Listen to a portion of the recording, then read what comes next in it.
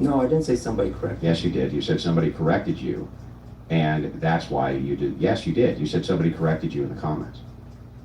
Yeah, someone said that you weren't, that wasn't the case. Yeah, right. So that was not actually you in good faith going looking up fucking anything. You got corrected.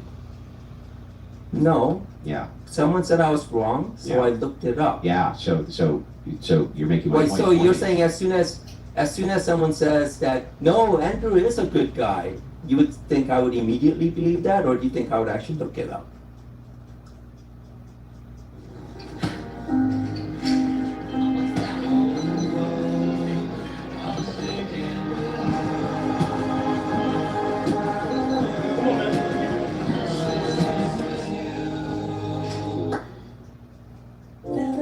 Find your next possibility on Coast.com. Where to next? Big Coffee does things their way, but San Francisco Bay Coffee is different. We work. I didn't ask that.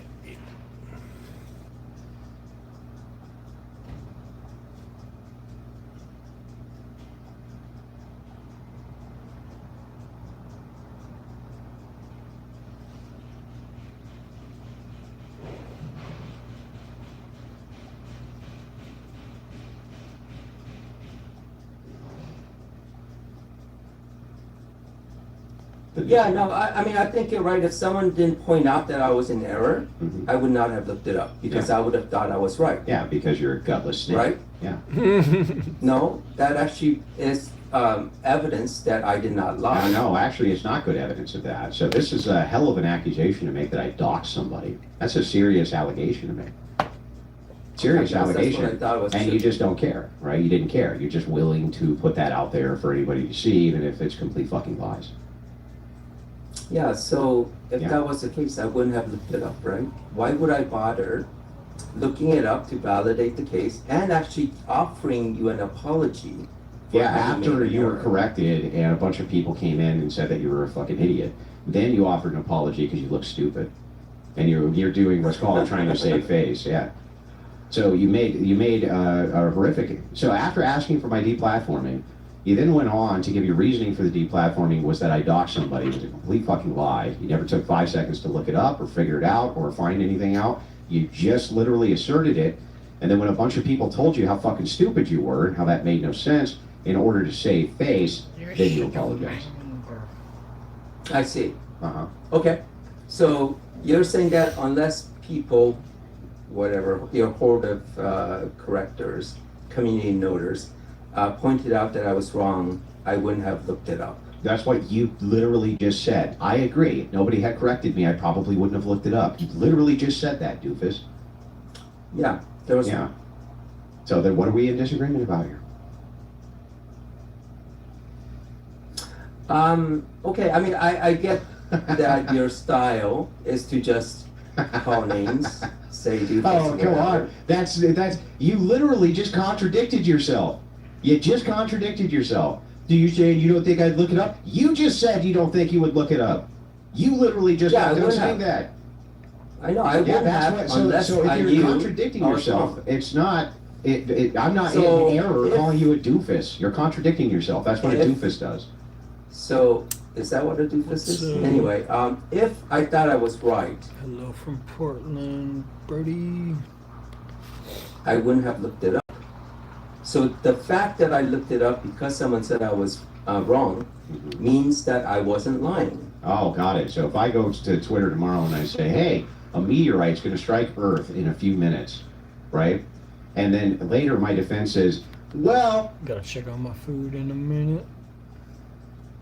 My dogs are almost done, and I'm about to start the chili. Hi from Sahara Desert. Damn. Hello, hello. well, I didn't look it up because, I thought I was right, right? I just thought I was right. You wouldn't say that that was completely irresponsible and nonsensical? So if you thought you were right, would you look something up? Yeah. If you thought 2 plus 2 Especially was before I 4, put it out there. I Would you look look things it up up? all the time. Love ya. No, maybe not for something which was so obvious, but this is not the same thing as a known fact.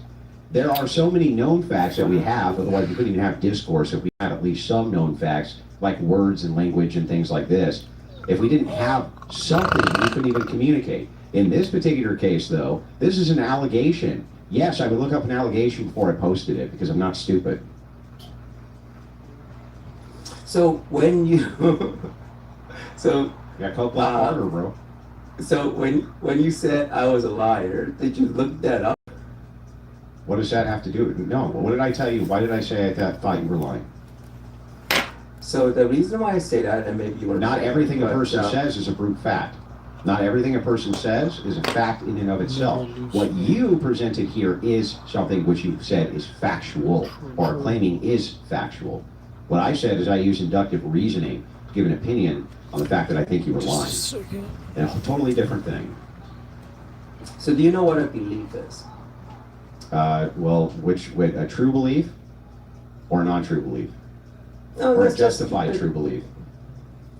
Let's just keep it at the later level where You have a belief that Your definition may be proprietary, so whatever your definition is, I'm willing to hear it.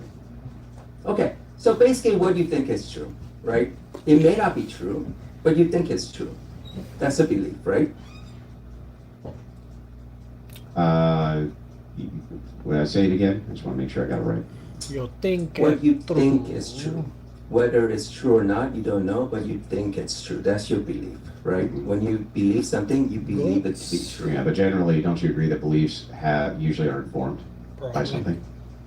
Yeah, it can be informed. No. That's not what I asked. I didn't ask if they can be. So don't you think usually beliefs are informed? I like a Usually. good. I mean, sometimes you're just kind of told what to believe. I didn't ask about So I sometimes. guess you could say didn't that's say the reason. sometimes. I asked if. Just go watch one of my old videos. I got room tours. I thought you Beliefs said are mostly informed. Yeah, so that's Yeah. sometimes. Mostly. Yeah, so what you're here is you're trying to say, well, Andrew, I believed this thing, and it was just an error, you know what I mean? But it doesn't mean it wasn't true. But the truth is that most beliefs are informed by something. What informed this belief, by the way, for you? What Yeah, informed it was informed because I had heard that Arden was doxxed by someone who was not a good person. Who? And I know that there was, and like I said, I saw the debate, quote unquote debate that you had with Matt, where you went off on Arden. So Never I went had off on kind of Arden. connected that too. That never happened. You're lying Okay. again. Okay. Yeah. So whatever you did, the way you discussed Matt's quote unquote boyfriend, that made me think that maybe you were the one that they're talking Oh, about. I So- see. So you made it up. So you didn't have any actual information at all that I did any doxing whatsoever. You just made it up. Just made it No, up. I think the connect- GTRH. I had thought the that heck? that was what was the case. Oh, I see. Have other people ever been mean and nasty to Matt Dillahunty? Oh, I'm sure. Yeah, how come? I'm not sure if I. What are you doing? Why are you sneezing? You didn't think that they were the ones who doxed Arden? I mean, just because that, like I said, I had heard that he was doxxed, and I had seen that video of you That he and was him. doxed. She. He. Okay. So she He. maybe she seems to me a biological male, born as a male, but she presents as a woman. Yeah, man. I'm born a She male doesn't because present as a man. I don't care how they present. You don't present as a clown, but you're a clown. I mean, what do you want? What do you want me to say? I mean, you can say whatever you want. I can and am. Yeah. Now, can we get back over to the tweets here? Yeah. So I think you were lying. You had no good reason to even believe this. There was nothing which really informed this belief, especially if you consider that other people have been very mean to Matt Dillahunty in the past. You just wanted to label me with this, justify deplatforming me. Pretty easy. So that's your belief, right? That Yeah. I had lied. Well, which is fine. And ultimately, It's not a justified belief, but it's because pretty justified. I know. Pretty justified. Much, If man. we're using Because for you- if we're using the word I think it's pretty cheap these days, bro. You can find it pretty much anywhere. justified to just mean in the comments, like, do I have good reason to believe this? The answer is yes. So to you, it doesn't actually matter what I say, right? That's not a piece of information that you would consider to I've determine. if considered all the someone is wrong. information that you've said. What do you mean? That's how I'm informing a All further the opinion. information. Like for instance, when we started with the Except- deplatforming, if you had started by saying, yeah, I asked for you to be deplatformed, my respect would have risen astronomically for you, but instead you quibbled. You literally wanted to I quibble kind about of, Welcome back, Albert.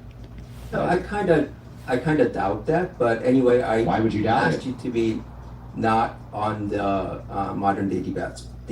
Mhm. Yeah, if you had just said, I wanted Andrew deplatformed from this platform, if you hadn't quibbled about that, which you did over and over and over again, my respect for you would have risen a million times, but very clearly, you have a vendetta. You don't like me, right?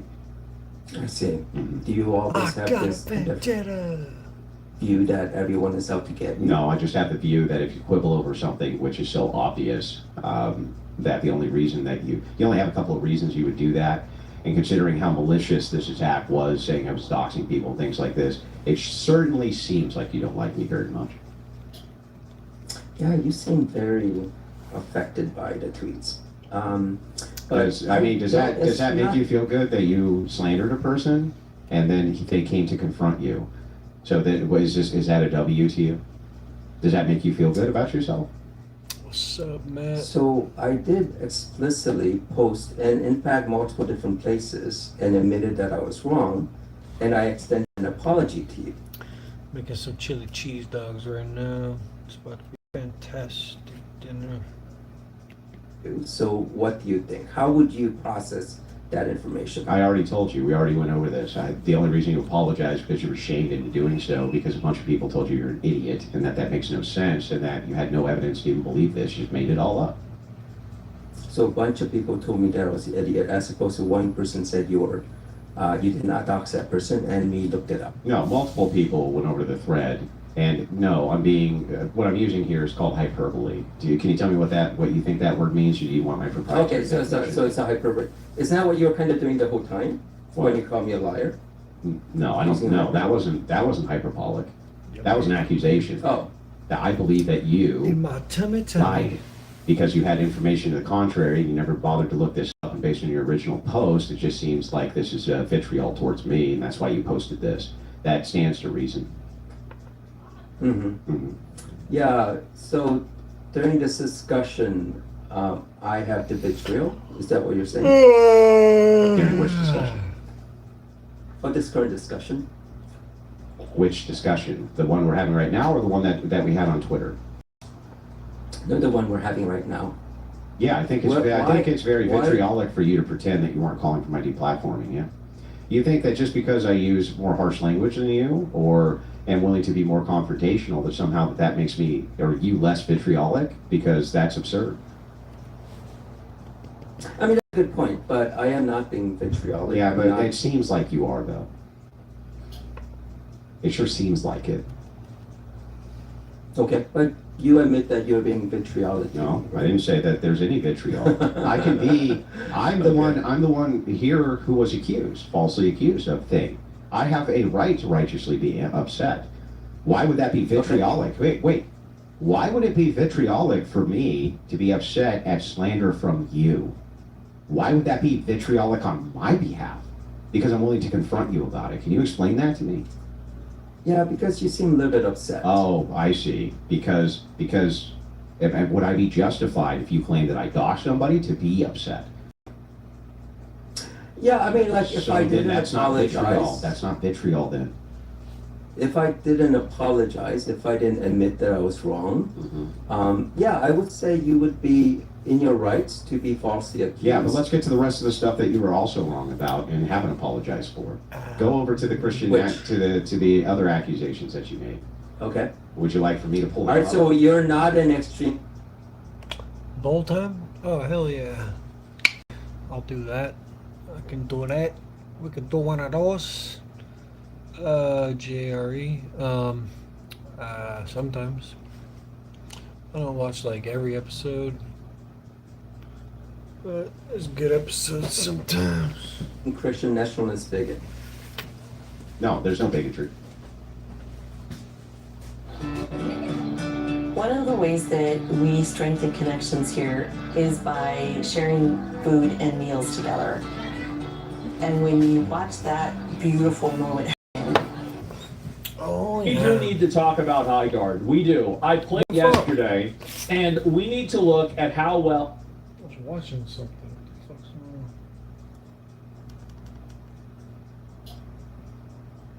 going on? Oh, I guess the video was over. Lame. Oh shit. Andrew Wilson just popped on JRE. You just mentioned JRE. The Joe Rogan Experience. Hell yeah, I get that sometimes too. I'm about to watch Andrew Wilson. He's on JRE today. Prove me wrong type things. How do you feel about To change my minds. Change my the mind. Pythagorean theorem? Pythagorean? Pythagor. I'd have to look it up. I don't know it off the top of my head. Tell me about the Pythagorean theorem. Can't even say it. The square of the hypotenuse is equal to the sum of the squares of I don't think about that ever, but it's cool that someone thinks about that. What did Charlie say? Prove me wrong or something like that? It was something akin. They used that to figure out that the coils were down there. Interesting. That my understanding was that essentially TPUSA ripped that idea off. Yeah, With Crowder. Yeah. Olé. I miss.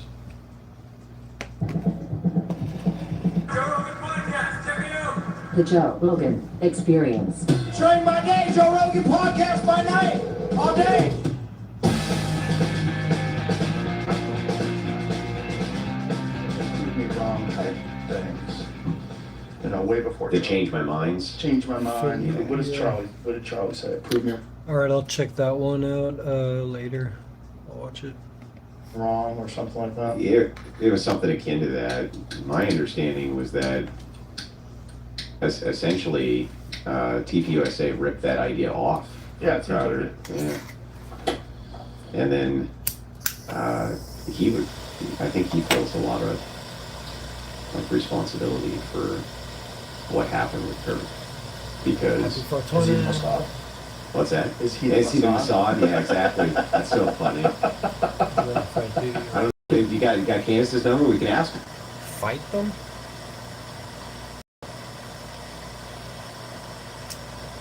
I guess Diddy. I'd rather fight Diddy.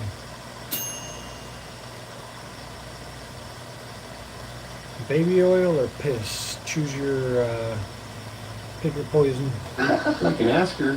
Kansas is she's getting dragged on Twitter today because she's like, I've lived in Connecticut, I've never seen. Because R. Kelly might piss on you, but Diddy, he'll just bring out that baby oil. And I think if you have baby oil, you got a chance of getting away.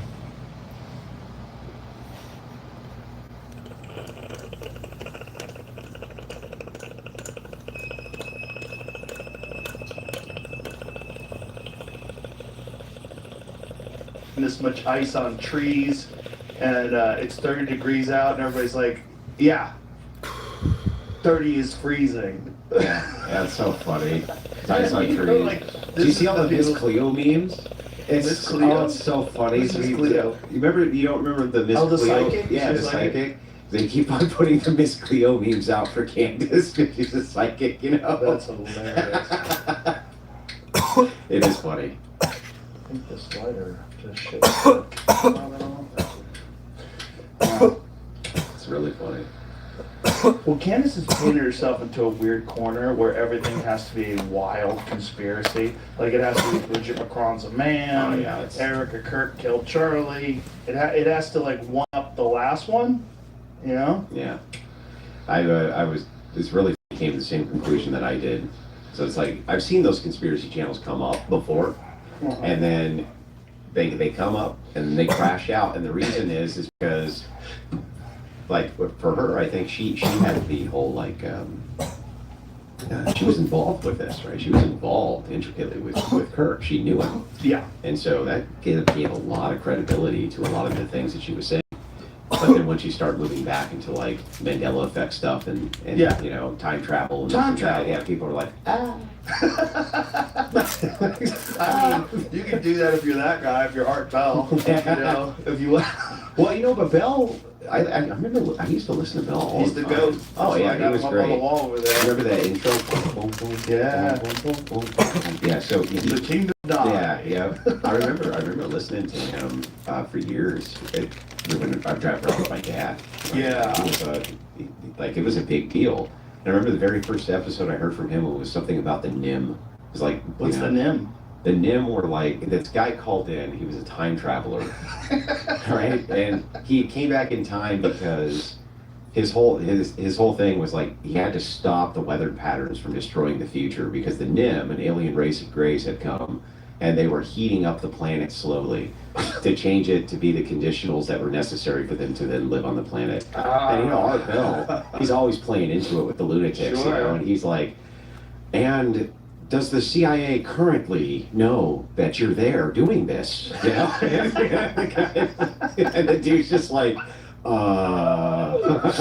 Yeah, Art would give you all the rope. oh yeah. You can call it, Art, I'm a werewolf. Interesting. Yeah. Oh, did you ever hear the Bigfoot episode? No. Oh my god, that's the funniest episode you'll ever hear. It's a Really? that calls into Art Bell and talks about how he killed Bigfoot and where he buried it. And the guy it's like, I don't know if it was early trolling, like before trolling was trolling, but it was like this guy, he was like, yeah, you know, me and Timmy, we took him out back there and shot him right in the chest twice, and there was some youngins, and they spread out a little bit, and then we packed up the Bigfoot and buried him in the backyard. Yeah, and Bell's just like, and you said there was youngins. The Bigfoot people are the weirdest. Duncan Trussell and I went hunting for Bigfoot once. We did this, I used to do this TV show for a while called Joe Rogan Questions Everything. And we were like, all right, tell me about chemtrails. You know, and I'd go meet with all the loons and all the people that are like really involved, UFO, anything like that. Yeah. And we went and hung out with the Bigfoot people. So we went Bigfoot hunting for like 2 days in the Pacific Northwest and talked to all these people. And they're all like the same person. I just said it's like a team of unfuckable white guys. It's like, that's what you find. Like these guys are just like, they found their calling. It's just looking for a mystery in the woods that you'll never solve. Well, there was a guy you used to have on your podcast, and he was huge for a long time, and I think he still is. It's remember those missing cases, right? That's a big deal.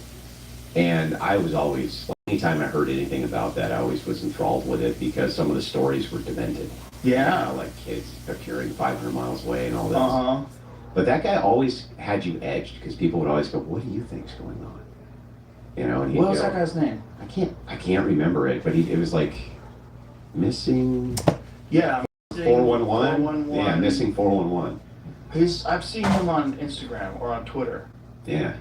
Yeah. He got all the park records, you know, and he started going through and he was like, "There's some really weird stuff going on here for how many people were missing in national parks." There is, but the reality is, if you die in the woods, you get consumed pretty quick. That's the reality. That's why you don't find mountain lion skeletons. Mountain lions are a real thing. I've never found a dead mountain lion skeleton in all the times I've been hunting. Never, not once. You'll find elk bones, you'll find stuff like that. I found some coyote skeletons before out in the Nevada desert. But mountain lions are a real thing. You very, very, very, very, very rarely find a dead mountain lion. Yeah. And there's so many of them. Now think about how few people actually go like hiking into the deep wilderness. Your body just gets consumed. Sure. There's so many animals that come along, rats, all kinds of things eat your bones.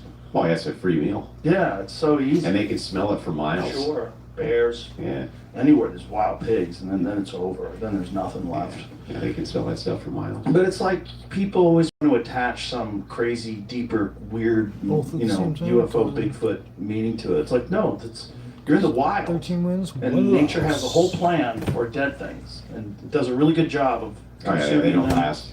Not at all. Well, that's the thing. If you live out in the country, you see this all the time. Raccoon will be around getting in someone's trash. They'll walk out, bam, raccoon's done. They just go throw it in bushes. Mm-hmm. That's it. That's it. Yeah. Problem solved. Problem solved, and it disappears quickly, and plants consume it, and Yeah. that's it. Sure. It rots, and things eat It it. doesn't even take that long to rot. It's just pretty gone. quick. Pretty quick. You ever seen like those time lapse photos where they take a dead animal and they let it sit there and you watch it get consumed by maggots, and it's very quick. Yeah.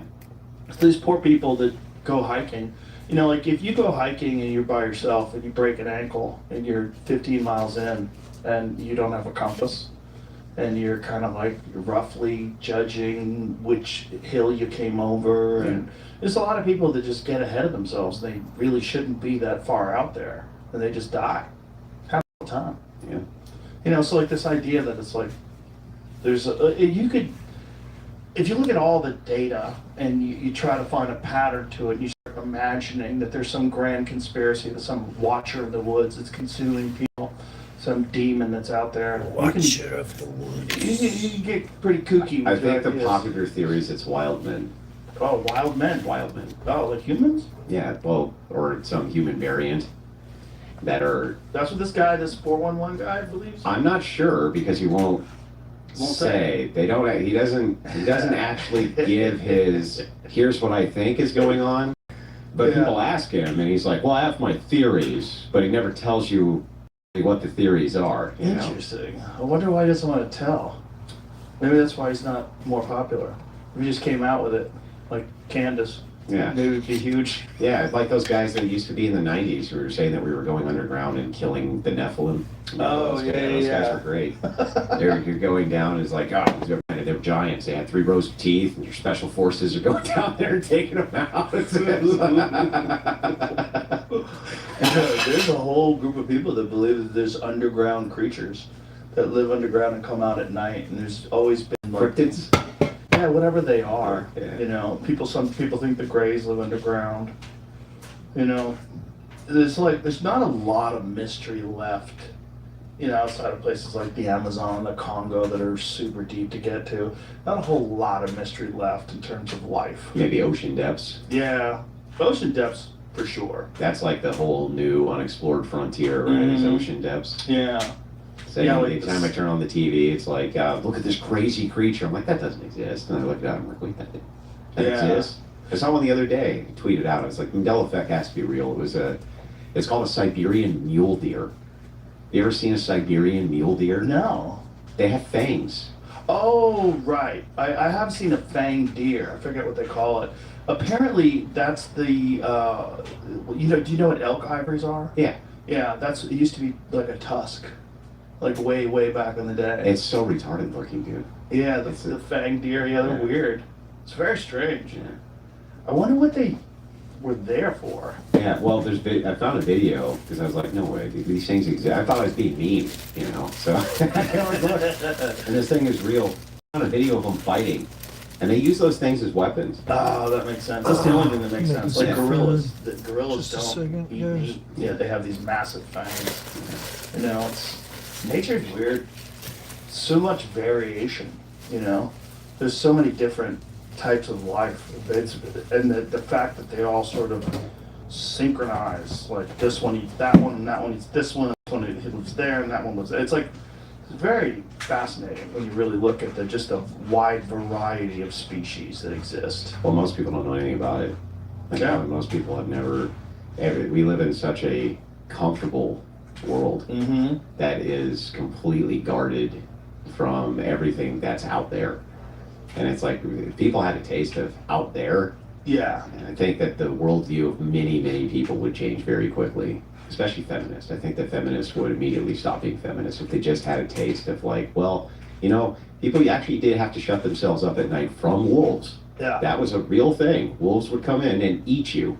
And so you would shut yourself in so that didn't happen. Well, that's gone so far the other way that fucking retards are bringing wolves into places. Yeah, I know.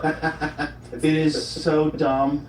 You know, I have a good friend. Didn't they take it over like in Yellowstone or someplace? They reintroduced wolves and it just decimated the deer population? Well, the elk population, but that's actually arguable that might have been a good thing in some ways, because it was getting to... Elk need natural predators, and mountain lions can only kill so many elk. Yeah.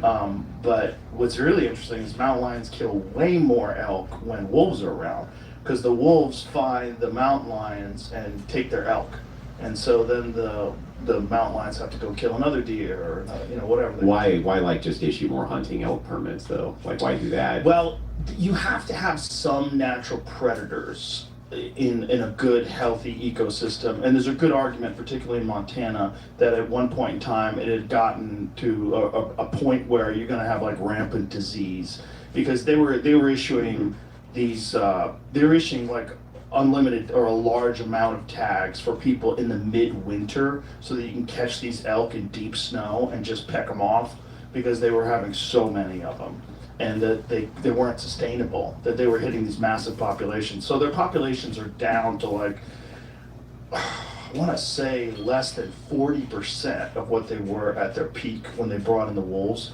But the problem is these wolves, like what they did in Colorado recently is the dumbest of all time, because they brought these fucking wolves outside of Aspen, and they took wolves from Washington State or Oregon, but whatever it was, these wolves from the Pacific Northwest were wolves that already had been killing cattle. So they captured these wolves instead of killing them, and then they relocated them to Aspen, where they're killing cattle. So they relocated them onto my buddy's ranch. Like there's 5 of them. And he had a cattle ranch, did he? He doesn't have cattle on his ranch, but his fucking neighbors do. Okay. And his neighbors are losing cattle left and right. And so now they've killed off a couple of them, and they're trying to. It was a disaster, and it's because the governor's husband, he's a wildlife lover, and he thinks it would be amazing if we had wolves. You ever in talk to our those community. old deer hunters in Michigan? In Michigan? Yeah, they've been pissed off for, like, every deer hunter I know in Michigan has been pissed off, who's a native, for years, because they all used to shoot pheasant. That was the big deal in Michigan, was pheasant. Mm-hmm. And then, here's the story I heard. I don't know if it's true or not, right? But the DNR, the Department of Natural Resources, imported a bunch of western coyotes in order to thin out the deer population, because the deer population was basically mangling all these farm crops. Oh boy. And now that's an all-you-can-eat buffet for a coyote in Nevada, these ground birds that are just these fat little ground birds, and they decimated the population. So you'll talk to these old deer hunters, have you seen any pheasant? No, shut up. Shut up. The interesting thing about that, though, is pheasant's an invasive species. That's not. LS2 Online is designed to move with you, for you, when and where life happens. Tax Act is here to remind you you have to do your taxes. Let's get them over with.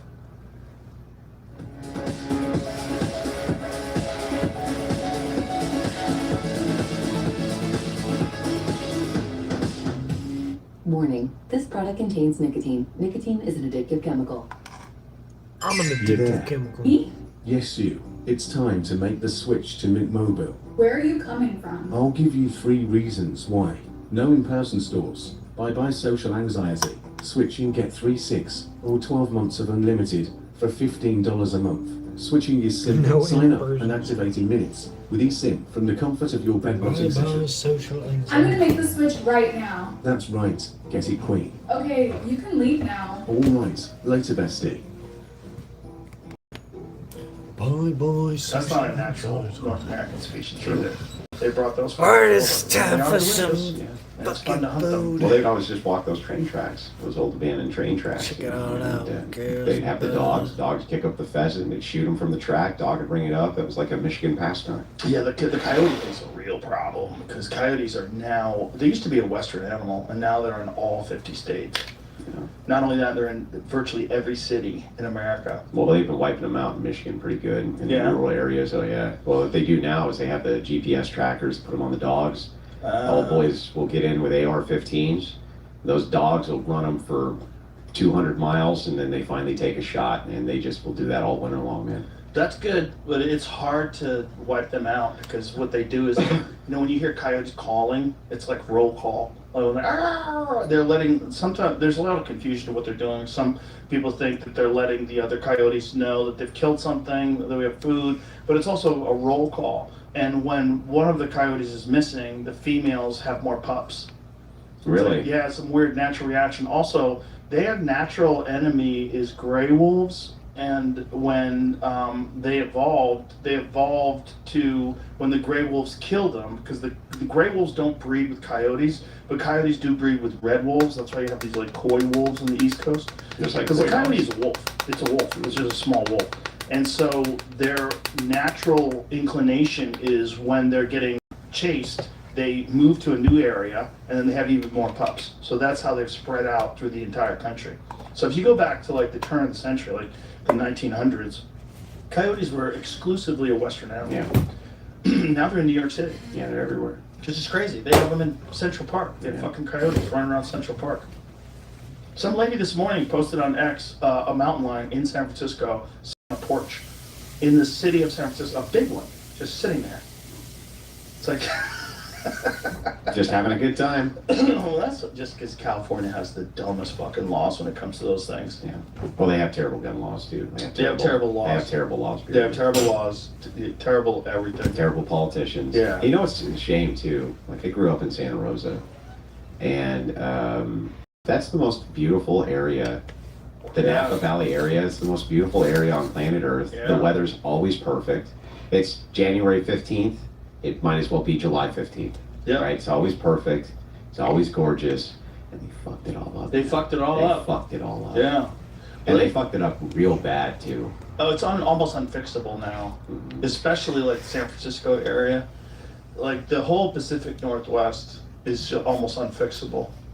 It's like they double down and they keep going. Like Seattle now has a communist mayor who's been living with her parents. Or New York, they all got communist mayors. Yeah. Black Lives Matter their head organizers. They were communists, avowed communists. Like until it came to buying property with Black Lives Matter money. Yeah. What's happening with that? Well, then they're very much capitalistic. How come they're not in trouble? I don't understand that. Like they spent millions of dollars. It was donated to them on real estate. by suckers. There's only one UFC 325 this Saturday, and on DraftKings Sportsbook, the #1 sportsbook for live betting. Why would they be in trouble for getting donations? For additional terms and responsible gaming resources, see dkng.co/audio. Limited time offer. What's going on? No idea. I have no idea why. Well, I don't know why the heads of many of these organizations aren't being rounded up and summarily arrested. Yeah. I mean, if we're watching these, I've been covering the riots nonstop. Mm-hmm. I'm sorry, protests. The completely organic protests, which are totally organic. Yeah. And it's been interesting to watch. I was watching one the other day.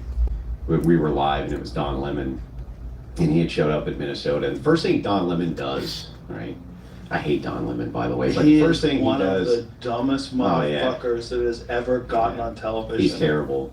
First thing he does, he drives up in this car, he's in the back seat, and he jumps out of the car, and he has this shit-eating lemon smile on his face, and he runs over with Starbucks to these people, and he's like, here you go.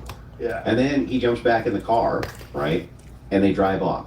Now, here's what's interesting about this. He comes back, and he's in there with the protesters, you know what I mean? And he's interviewing them. Most of the protesters saying, we're coming from out of town. We're from this state. I'm from 2 states away. I'm from 3 states away, for this totally organic protest. Well, the cops, what they start doing, they have these guardrails on the sidewalk in front of the ICE facility. And there's gaps inside of that barrier. And so they pull their police cruisers in just to fill those gaps so that they stay behind the barrier. And Lemon's, why would they do that? Why would they keep us compressed, behind the barrier? And I'm thinking, because you just stopped your car in the middle of the street to cross the road and give these guys Starbucks, you idiot. They want to keep the roadway so that they can get their people in and out. You literally stopped your car in the middle of the road, ran up the street to give these people Starbucks, and then got back in your car. And you're like, why is it they're trying to keep us from getting into the road? I'm like, what are you talking about? I just couldn't believe it. I was like, what? It's amazing when these people that are so smug, when they're protected by a large organization, by CNN, and then they get fired.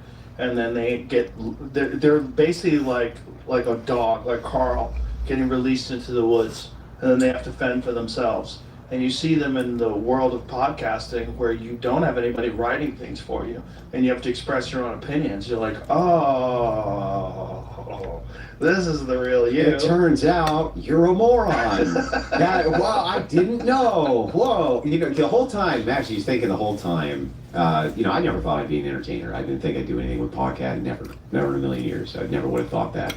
You were, what were you, an engineer or a robotics mechanic, yeah. A robotics mechanic? Yeah. How did you get involved in that? Well, I was a gunsmith for years, and there's no real applicable skills outside of that for anything. Actually, it doesn't really carry over in anything. It's really its own thing. Bluing, things like it just doesn't carry over. A friend of mine said, "Hey, look," because I told him I was like, "I need a job. I'm not making it. What do you think?" He's like, "You should apply to be an industrial mechanic." And I was like, "I don't know much about it." He's like, "Well, just go apply." So I did, took an aptitude test, and so the guy was like, "Well, I want to hire you at a level 3, which was high. It was like mid-range, wasn't the highest, wasn't the lowest. I was like, "Damn, okay." Well, I had 2, so I think I should call it done for now. I mean, I got 2 more, but might as well take a little break. Okay, what's the pay? I need to get a towel for this delicious mess. It was like 30 an hour. That to me was life-changing. So I took the job, and I didn't know what the hell I was doing, but they trained me up well. And then there were some robots on the floor. I started working on those, and then from there they trained me in robotics. So it was all done on site. Like what kind of automation? Like automation, and it was all food related. Food related. Mm-hmm. All food robots. So we weren't dealing with Johnny Five. We were dealing with like vacuum systems and ovens and various robots which were associated with those. Like for instance, there was a packaging machine that all it would do is form boxes. That's it. All it did. That's it. But it would form 1,000 boxes a minute. And it was a giant robot. It had a huge sequence of functions on it. When people think robot, they always think humanoid, but almost no robot is in any way humanoid at all. Right. That's just not what they're for. It is weird, right? That we think of robots as like movie robots. We think of iRobot. Yeah, if you came across a robot in a factory, you would have no idea it was a robot. You'd be like, what the hell was that? So how did you go from that to debating people online? COVID. So really? the lockdowns happened, and I was laid off. All the food plants in Michigan were shut down, especially the meat plants, and that's where I was. I was in the meat plants, and they all shut down because of the draconian restrictions of one Gretchen Whitmer. And anyway, while she was out with on a boat partying with with her honey, we were all locked out of work, right? So familiar story. Yeah, we had the stay-at-home orders, and I would argue with these dumb liberals on Facebook, and they pissed me off, and so I started crashing their panels, and I would debate with them, and I had a lot to say, and those things started to become more and more popular, and they would move over to YouTube. People would clip it. Then I started getting invited on to do debates with other people, and I didn't know who these people were. It wasn't my world. Like I didn't know who any of these podcasters were, stuff like. Yeah, he was on Joe Rogan today, so checking that out right now.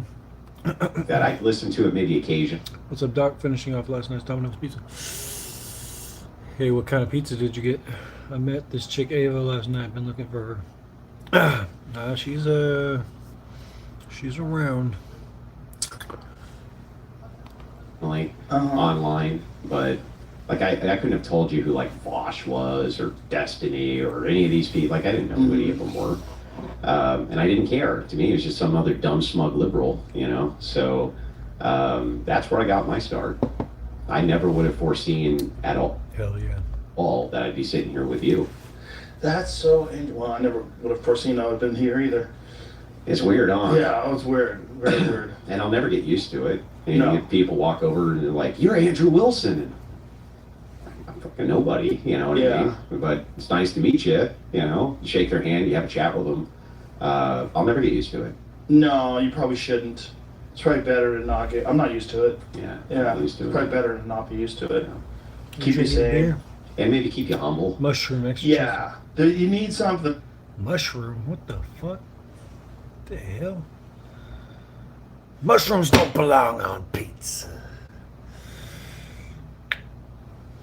You need some What's this feed about? I don't know, man.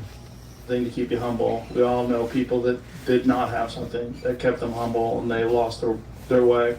The wheels fall off. Yeah, those are marbles. Yeah. Yeah. Yeah. Especially as you get more and more famous, it becomes more and more unmanageable. I feel like I'm pretty well grounded due to the fact that I didn't come from a political background. There's no famous people in my family. You know, there's just none of that. And so I feel like the grounding. Mushrooms don't belong on pizza, boy. Thing's always there because, you know, even from the family, you get the call like from my brother. For instance, like he's been calling me I don't know if you can say the F slur. I mean, I guess you got the beef and the extra cheese, so might be okay. Or so I won't, but he's been calling it, yeah, faggot. He's been, you know, he's been like the phone call since I was 15. What are you doing, faggot? Has not changed. Good. It has not changed. You know, it's 42. He's a happy birthday, faggot.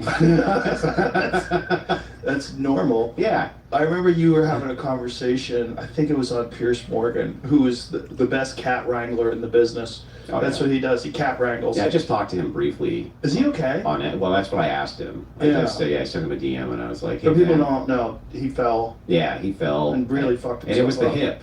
Yeah. And at his age, the hip.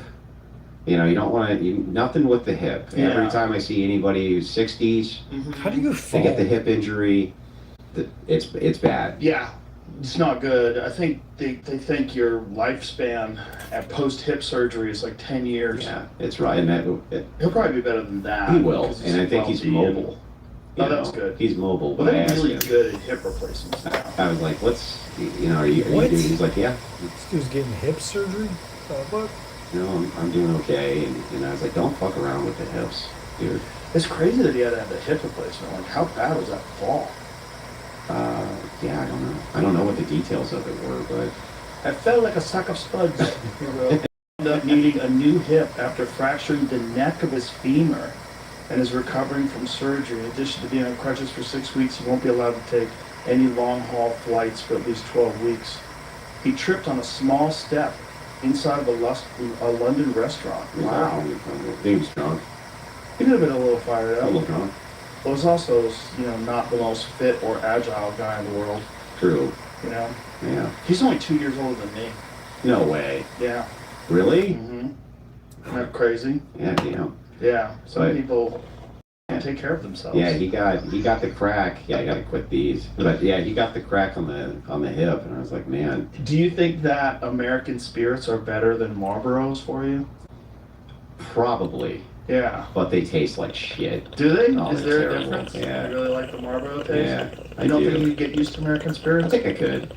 I've been trying the cigarellos. Those have What are been those? helpful. Like the little mini cigarette cigars. Oh, yeah, Ron White used to smoke those. Yeah. He just quit totally. He went to a hypnotist, quit instantaneously, but those are loaded with nicotine, like way more nicotine than a cigarette. He was smoking those. Yeah, What good. are those little tins? We have those. What are those tins, Jamie? Do you know what they are?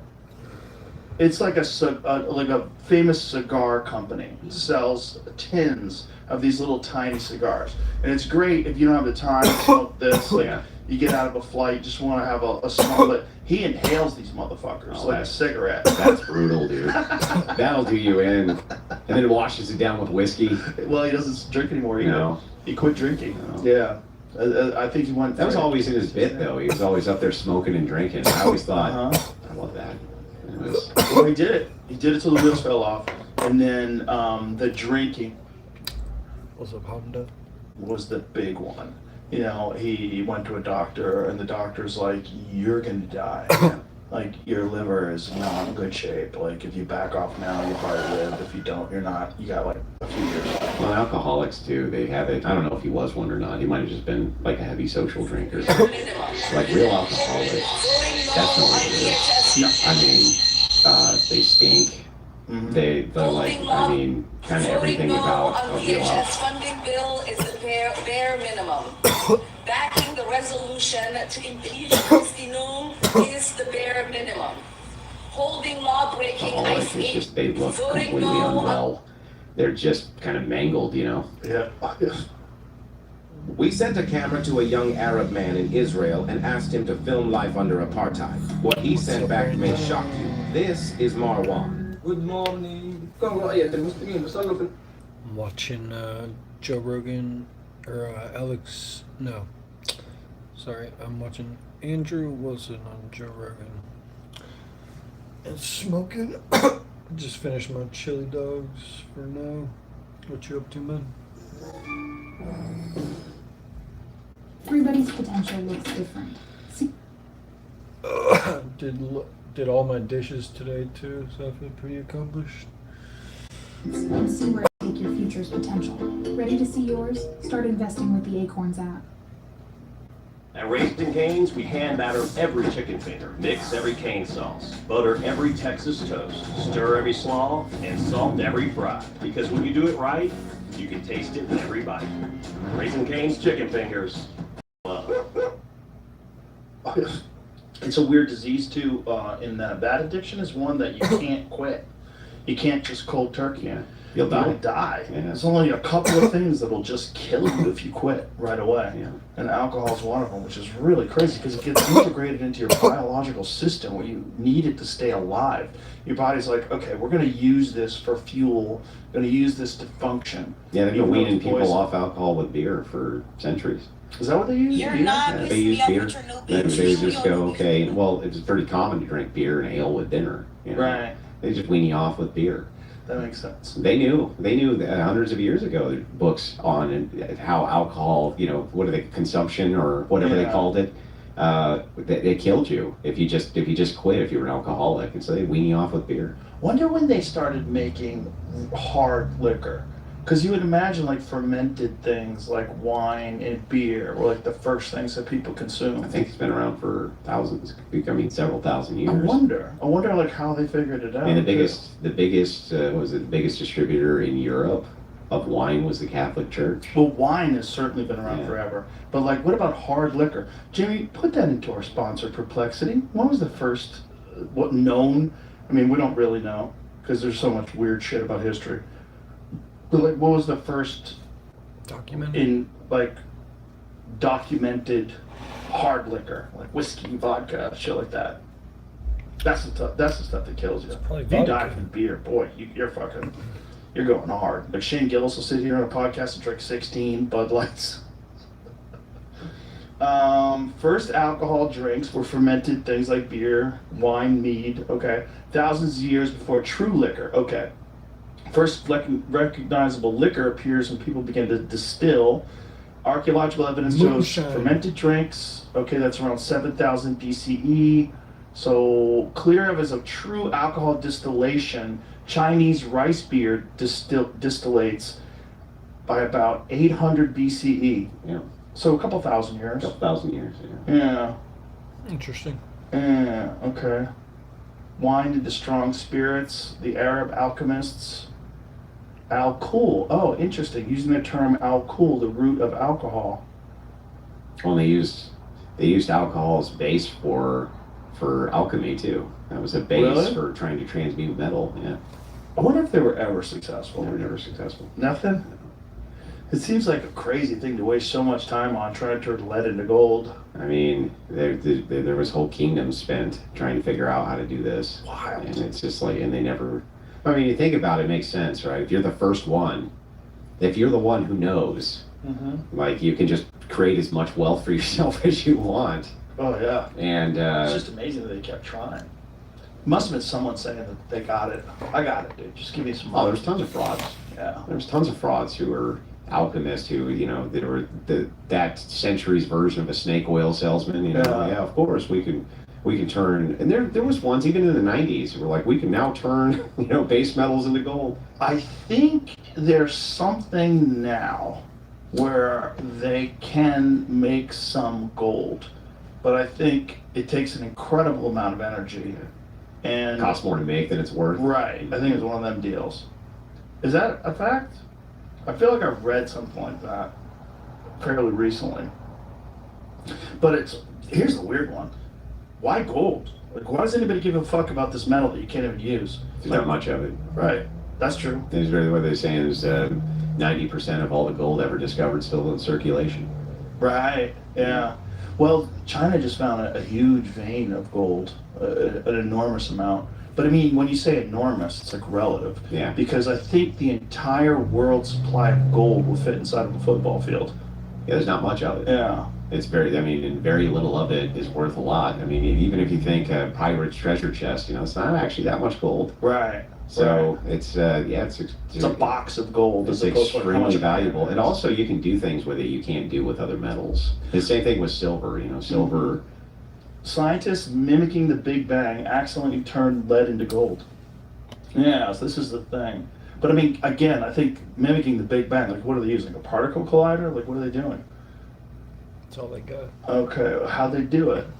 How to steal a proton. Protons found the nucleus of an atom, so extremely small amounts. In fact, a total of some 29 trillionths of a gram they made. Okay, smashing lead atoms into each other extreme. So it is a particle collider, I guess. Working on the Alice experiment and the Large Hadron Collider. Yeah, there it is. In Switzerland, incidentally produced small amounts of gold. You just need a particle collider. That's all. No big deal. No big deal. You just build it into a whole mountain. And now they're building a second one, they said. Yeah. They're building into a new mountain. Right. Well, there was one they were putting during the Clinton administration.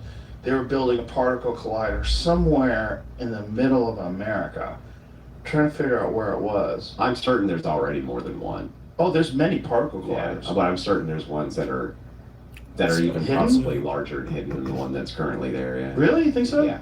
Oh, for sure. What do you think they're doing with them? Well, I mean, the military applications for that are they're enormous. Right? The idea that you could make like some kind of particle weapon, or something like this. Oh, right.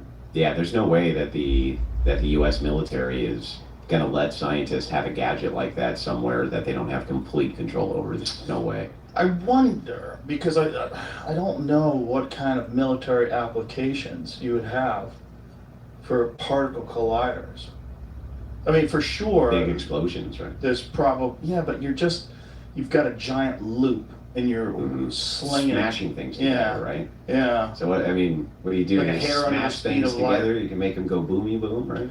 Kind of. Well, the real concern with the Large Hadron Collider was they were going to create mini black holes that were going to eat their way through the Earth. That you wouldn't be able to stop them. They would just like slide through the Earth. Mm-hmm.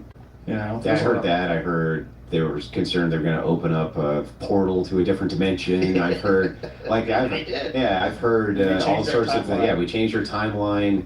We're on the new timeline. The whole 9 yards. I've heard it all. I'm just saying that anything. It's just been my experience when I look through the historic record that if there's any scientific gadget out there that looks like it has the potential to make something go boom, the United States military has a version of it somewhere. Yeah, that makes sense. But for whatever reason, they abandoned this one during the Clinton administration. I don't remember why they abandoned it, but people can, if they have access to the area where it's at, can still go inside of it and see like what they started to build, but they never did. But it would have been larger than the Large Hadron Collider. Yeah. I want to say it's in Georgia. I don't remember though, but it was going to be an enormous particle collider. Yeah. And for some reason, they just stopped funding to this thing. But Well, they're talking about funding another one that's twice the size of the one that they have now. They say that they need more room to smash more particles together. What are they trying to do? I have no idea. Like, that is way outside of my domain. I can tell you, probably the same things you've heard, right? Is they're trying to smash small particles together to see what happens. That's what the kind of the official story is. But it's Right. funny because every time a new story comes out, it's like, scientists smash this together with this and this happens. And I'm always like, okay, but what does that mean? And you never get any of that, right? Right. This one was in Texas. I was in Texas? Yeah. Yeah, the Clinton. Okay, that's it. Yeah. It's got $2 billion on it and abandoned it. It's Yeah, outside I of wonder. Dallas. See if you can find some images of it. Yeah, it's outside of Dallas. Oh, it is outside 10 of Dallas. billion? Okay. Abandoned superconducting super collider site in 2008. Wow. I wonder if you could buy it. That'd be fucking awesome.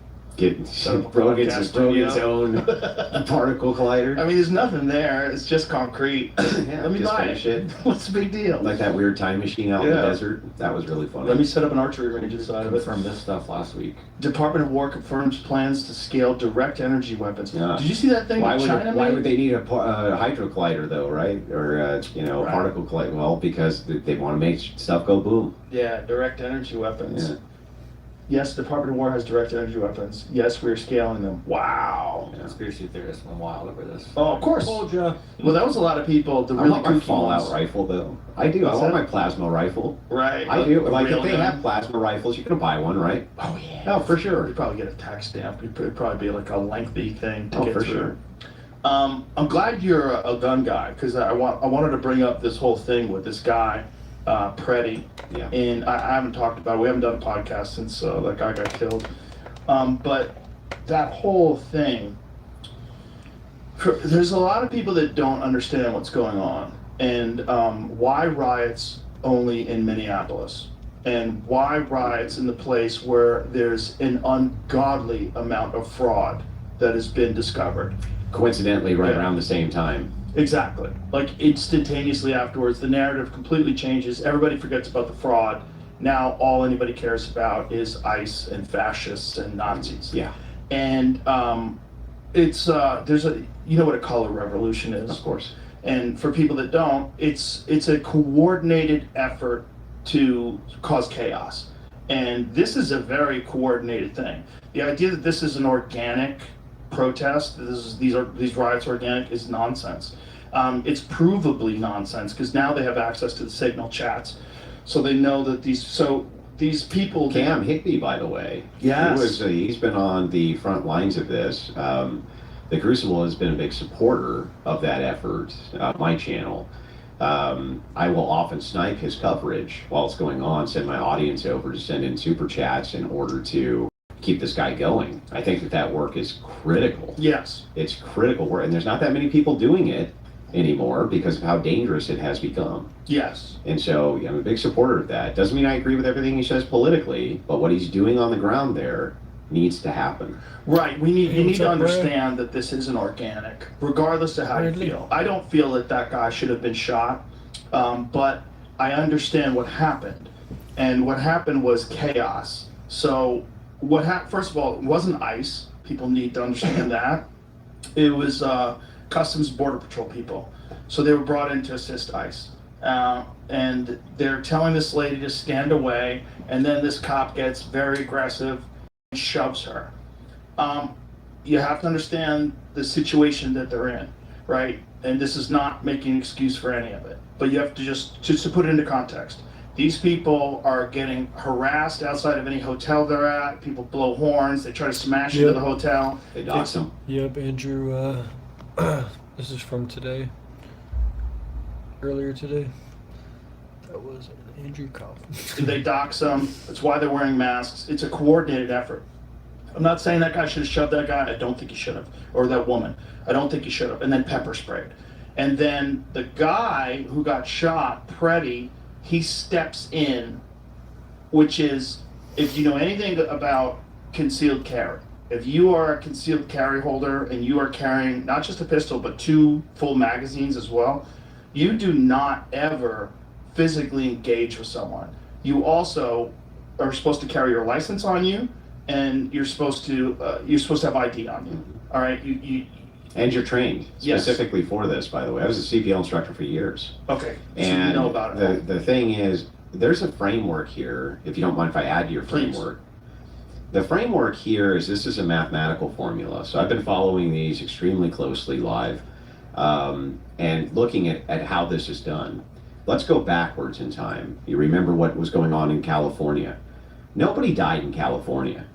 There was an ice raid on a Home Depot, and they went nuts. And they started smashing police cars. They were starting fires, right? This was not over somebody dying. Yeah, he's very, very normal. And now the narrative, they're trying to make the narrative shift. The Gestapo's in here, murdering American citizens. I agree. Well, what was going on in California then? Because there was no American citizens getting murdered there. What was going on there was they did an ice raid in a Home Depot, which anybody who's been to California knows that, it used to be that you drive down the street and they would all hang out in front of the Home Depot and you'd say two. Right. And they'd hop in the truck and you would, they would go, they were day laborers, right? So it didn't surprise me that they were there doing daily raids. Okay, that doesn't surprise me a bit. And they all went ballistic. Now, here's what was very curious about the coverage of that, and I had a debate with a couple of leftists on this. What I saw was what looked to me to be a police stand-down order. There was people who were breaking into, I don't remember if it was an Amco or a 7-Eleven, but they were busting into it, and the cops were on the side corner watching this go down and didn't do anything. They didn't do anything about it. Right. Okay, if it got too rowdy, they cleared it out, and then they let them continue. It looked like a stand-down order, like you don't involve yourself. Well, what I think these guys have figured out is a mathematical formula, and it works like this. If the local police are not going to protect the federal buildings, then it's left to the federal police to do this, right? In this case, ICE is going to protect its own buildings. The FBI is going to protect its own buildings. If the local police aren't going to protect it and it's surrounded, then who does the protection then? And this is why Trump, he unleashes the National Guard, but where? To those federal buildings, to protect those federal buildings. That was the whole point of it. And basically anytime he's unleashed the National Guard that I've seen, it's to federal buildings to protect them. And so the mathematical formula works like this. The longer it is that protesters are engaging with federal officers whose job is not to do basic street cleanup of thugs, that's the local PD's job, the chances that there's an incident, which is going to be a bad incident, is going to occur. So basically the longer you're there, the more attrition there is, the more engagements you have with these federal officers over time. Eventually, yes, there's going to be something which is out of pocket that happens, or something which is escalatory that happens, and they're banking on that. And that's why ICE is out in front of these, or not ICE, the Antifa people are still out in front of the ICE buildings in front of many states night after night after night. And it's designed specifically to make sure, it's just a math formula, right? The longer we're here, and the less the local PD involves itself, the more chance of incident between federal officers and us. You're knocking steel against flint. Yeah. Yeah. You're waiting for the fire. You're waiting for sparks. Mm-hmm. And in this particular instance, this guy,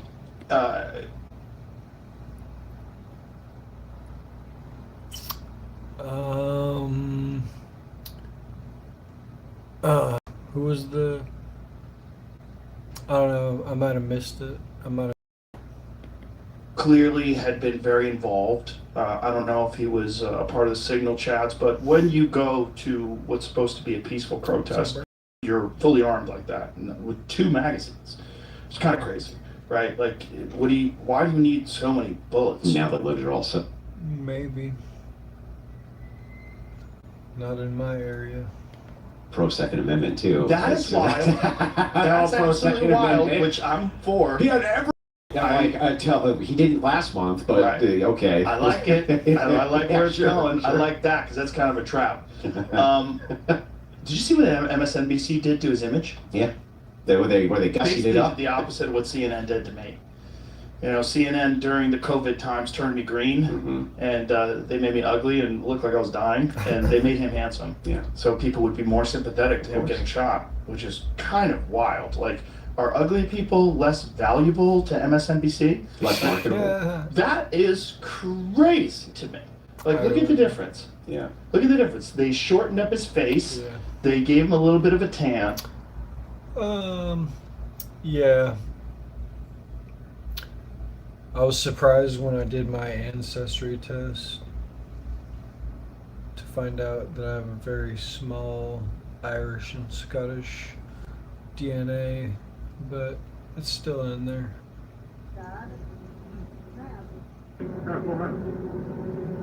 Are you in the mafia? Where's that voice coming? to go take that question to Louis Vuitton, okay? Finding here that these armed militias are running all What the fuck? fuck? We have an administration that is That was so random. that they're not only going to be lifting for temporary protected status. I think my Bluetooth just picked up someone else's signal for a second. What am I mostly? I'm mostly German. Like 51% German. I'm French, Dutch. And then I'm like 3% Scottish and 2% Irish.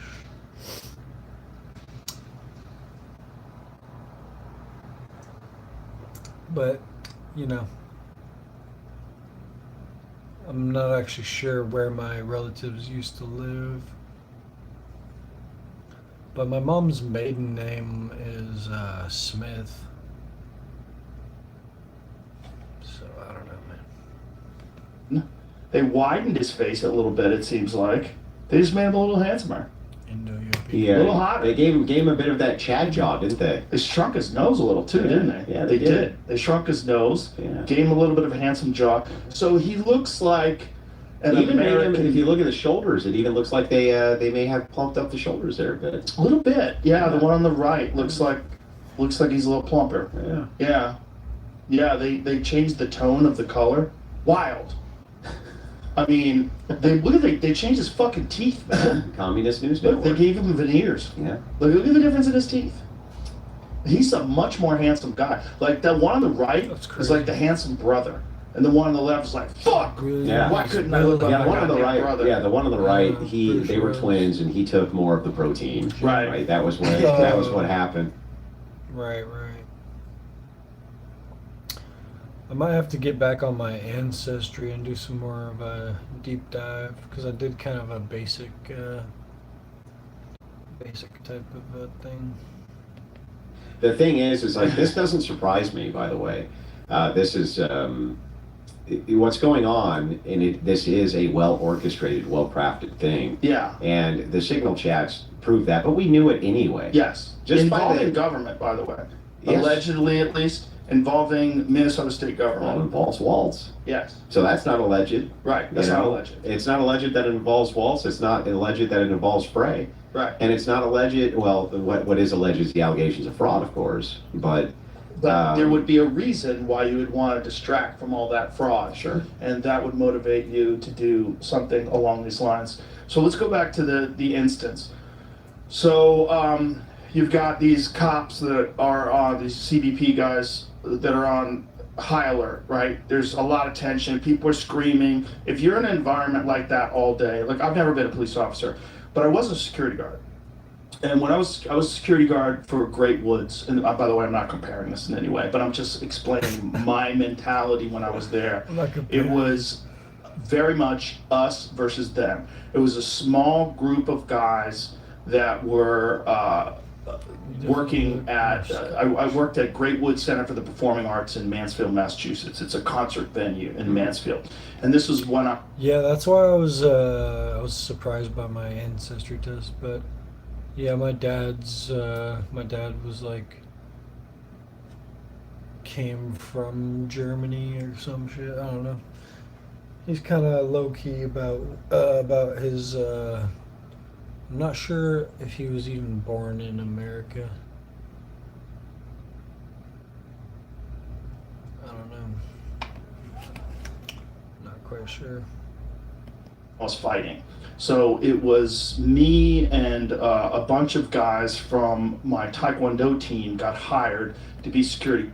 What is dead may never die. Girl. Guards. One of the guys came and said, hey, you guys want to get a job working as a security guard? It's great. You get to see concerts. And it was like a good pay. And, you know, I was doing a bunch of random jobs back then while I was competing just to sort of pay bills. And I said, yeah, okay, what do I have to do? And they're like, there's nothing. You just go there and you work. First day on the job, I go there. Some guy had stolen one of the security golf carts. So there's this dude named Alley Cat. He was the head guy of security. He was fucking character. Hilarious. His main dream was to open up a bar. Alley Cat's Libations and Victuals. He had this whole dream. It was like just a real character.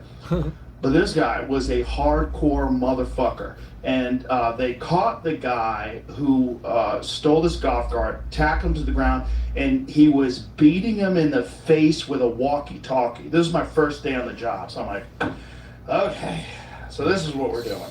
And we kind of became like almost like cops for this place. But there was very much an us versus them mentality. And it turns out it was a lot more involved than I ever thought it was. And then one day I was at a Neil Young concert. I was working the Neil Young concert and riots broke out. There was fire, it was cold out, and there was like a grassy area. So there was like a lawn, so it was like there's the inside, not inside, it was like an outdoor concert venue, but there was a roofed part of it. And then the back of it was like this lawn area that was in the back. And these guys had started bonfires up there. And we were supposed to go in there and break up the bonfires. And then my friend Larry, who was like one of the most mild-mannered guys you'd ever want to meet, but you know, a elite black belt. He gets in a fight with this guy, and some guy pushes him, and he knocks the guy down. And I'm like, okay, chaos is broken out. Let's get the fuck. I'm like, let's get the fuck out of here. And I used to wear a hoodie. I used to carry a hoodie so I could just zip up the hoodie over my security outfit and like, bye. Because I knew there was going to come a time where I was like, I'm not getting shot, stabbed, killed, whatever, stomped to death for $20 an hour or whatever the fuck I was getting. So I wound up leaving that day. But there was a very, and I remember very clearly, like, oh, this is probably what happens with cops times a million. Like you did.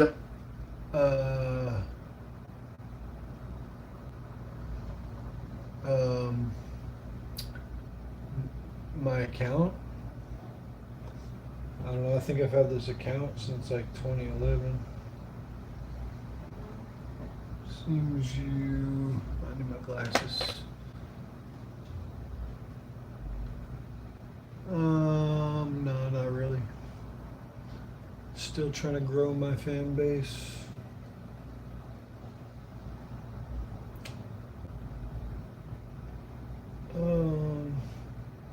But yeah, I've been streaming for like maybe like a year or so. Trying to get my numbers up, man. Develop this us What you up to today, man? versus them, because it was When did I start streaming? Like a year ago. very much us. We would meet up at the beginning of our shift. We would all talk about what's going down. We were catching people that were bringing in alcohol, like women. Well, actually, I didn't start streaming until more recently.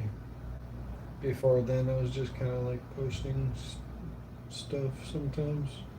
And in their purses was, like some Carly Simon or something be playing. They'd sneak in a bottle of wine, at James Taylor. There was a lot of that. And so we'd have like literal fucking trash cans filled with bottles of wine and liquor at the end of the night. We would get to keep them. We'd take them home. And so us. That's a nice perk. It was kind of fun. Yeah, that's a nice perk. Yeah. It's like, Also, I was illegal. I was only 19 at the time. But an even nicer perk. Yeah, it was very clearly us versus them, and the tensions were very high. Yeah. Like whenever some weird shit went down, everybody puffed up their chest and everybody was ready to throw down. And I was like, this job is not good, but it educated me. I was like, okay, and in my mind, I was like, okay, this must be like this when you're a police officer, again, times a million. To think of what's Wasn't going that why on. they have their codes, right? They have their oath. I know I need to do some more better content though, because a lot of people don't like my live streams where I just chill. So I need to do more different stuff on YouTube. They take, and then they have their little codes to each other Exactly. too. Exactly. But I don't blame them. I don't like blame it them seems completely there's a certain wisdom to this. Like, hey, look, that could be me. 100%. And so if it's you, I'm going to be right there with you. 100%. And then if it's me, you're going to be right there with me. I get it. Also, there's a tremendous amount of social media content that anybody could access at any given time where a lot of these dorks are calling for violence.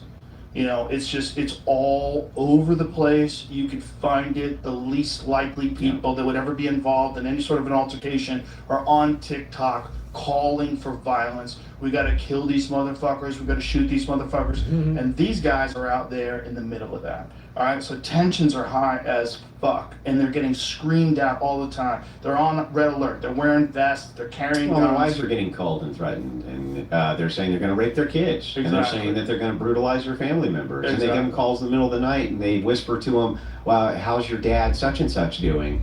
You know, and just cryptic things like that, and let it go. Exactly. And this is very coordinated. It's very coordinated and organized, and the way they find out all their information is very creepy. So, again, I don't think this guy should have pushed that lady. I mean, the way he did it was very violent. She was a small woman, and he shoved her very violently to the ground. Then this other guy, Preddy, gets in between them. Okay, which, again, if you're a concealed carry holder, is a giant no-no. You do not fucking do that. You do not engage with law enforcement when you're armed. You shouldn't engage with anyone. Ever. I mean, you should be avoiding. You should be trained to avoid conflict. Yes. That's the whole thing. It's like if you're armed, you move into that next level of you need to really be avoiding conflict. You're not supposed to be in bars drinking. Exactly. You're not supposed to be, at big parties and things like this where violent things can occur. Exactly. You know, you can take it to church, defend the church. Other than that, like you're supposed to be avoiding conflict. Exactly. So he gets in between the officer and this woman, puts his hands on the officer, and then he gets pepper sprayed. They go to the ground. There's a lot of scrambling going on. Now you have to understand what happens when you get pepper sprayed, okay? I've never been pepper sprayed, but I did get tear gassed once during Fear Factor. We did a Fear Factor stunt where these people had to, I forget what they had to do, but we had built this, or there was like a structure, and they were inside the structure, and they released tear gas in the structure. I got hit with it. It's pretty brutal, but it's painful. Yeah, it sucks. And you can't breathe. You can't breathe. Your eyes swell up. Your nose starts running like crazy. Yeah. And that just stays on your clothes. You don't think well when that happens. So this guy's clearly not thinking well, and he can't see, and he's, and then they're on him, right? So they're on him, and then one guy, whether he yells out he's got a gun or grabs the gun first, I'm not sure. But there he has a gun. So they see his gun in the middle of the scramble. The guy pulls his gun out and moves off. Now this is where it gets weird. I believe the gun was a SIG P320. A SIG P320 is known for having accidental discharges. It has a reputation for it. It is a very specific type of striker. It doesn't have a safety the way some other guns do, and you can have negligent discharges with SIGs. Now, is the P320, is that a hammered model? Yes. Okay, so it's not a striker fire. No, wait a minute. No, it is a striker fire. It's let's pull it up because I know that 365 is built very differently. The 320 breaks cleaner. Yeah, But I thought the 320 had a hammer, was double action and single action, and then you might be right. I didn't think it was a striker fire. Most of the P models are not striker fires that I'm aware of. I could be wrong. Well, the P365 is definitely different than the 320. Yeah. They have a different striking mechanisms. They're known for accidental discharges. Okay. I can't tell if that's a hammer underneath the slide. Well, let's what is the trigger mechanism of a SIG P320? Put that in there. And what is it that makes it prone to accidental discharge? If you look up SIG P320 online in any search engine, accidental discharge comes up very quickly. Oh, it is striker fire. Yeah. Okay. So it's a modular striker fire trigger mechanism. When pressed, trigger bar moves forward, disengage the safety, lever and sear releasing the striker. Okay, so it's a striker fire pistols. Okay, got it. So, as of 2017, SIG changed the way they make their guns because the trigger itself was heavier than what it is now. And not just the pull, but the actual mechanism of the trigger was heavier. If you drop it, so if this is the barrel of the gun where the bullet comes out and this is where you're holding on your hand, if you drop it, it'll discharge. And it'll discharge without moving the slide, which is kind of crazy. Because what happens is something in the dropping it on the back where the handle is. Releases the disconnector, probably. It causes that heavier trigger, the heavier weight to the trigger, to drop down, and it will discharge. Okay. As of 2017, they made the trigger lighter, and it doesn't do that anymore. Okay. And there's a whole YouTube video where this guy explains it and shows that you can do it with the older models. If you drop them on their side, they don't do it. If you drop them barrel first, they don't do it. But if you drop them handle first, and it hits the back where you hold it, where the what is it called, the beaver tail Then gun it sits. drops and bang. Exactly. Got And it. it's one of the only guns that does that. Yeah. And so much so that I believe, you should search this, I believe the Dallas Police Department stopped issuing them to their officers. See if that's true. Before I go further, because I don't want to get into any legal weeds here. But I have one. I have a 320. I've never had a problem with it. Here it is. Dallas Police suspends use of pistol manufacturer. Okay, yeah. And it's because of that. So, what are these chambered in? 940? 9. They're 9s, but the help reduce cold symptoms by 3 days. Sambucol day. Interesting stuff. What's up, Nick? Power. Stupid commercials ruining my day.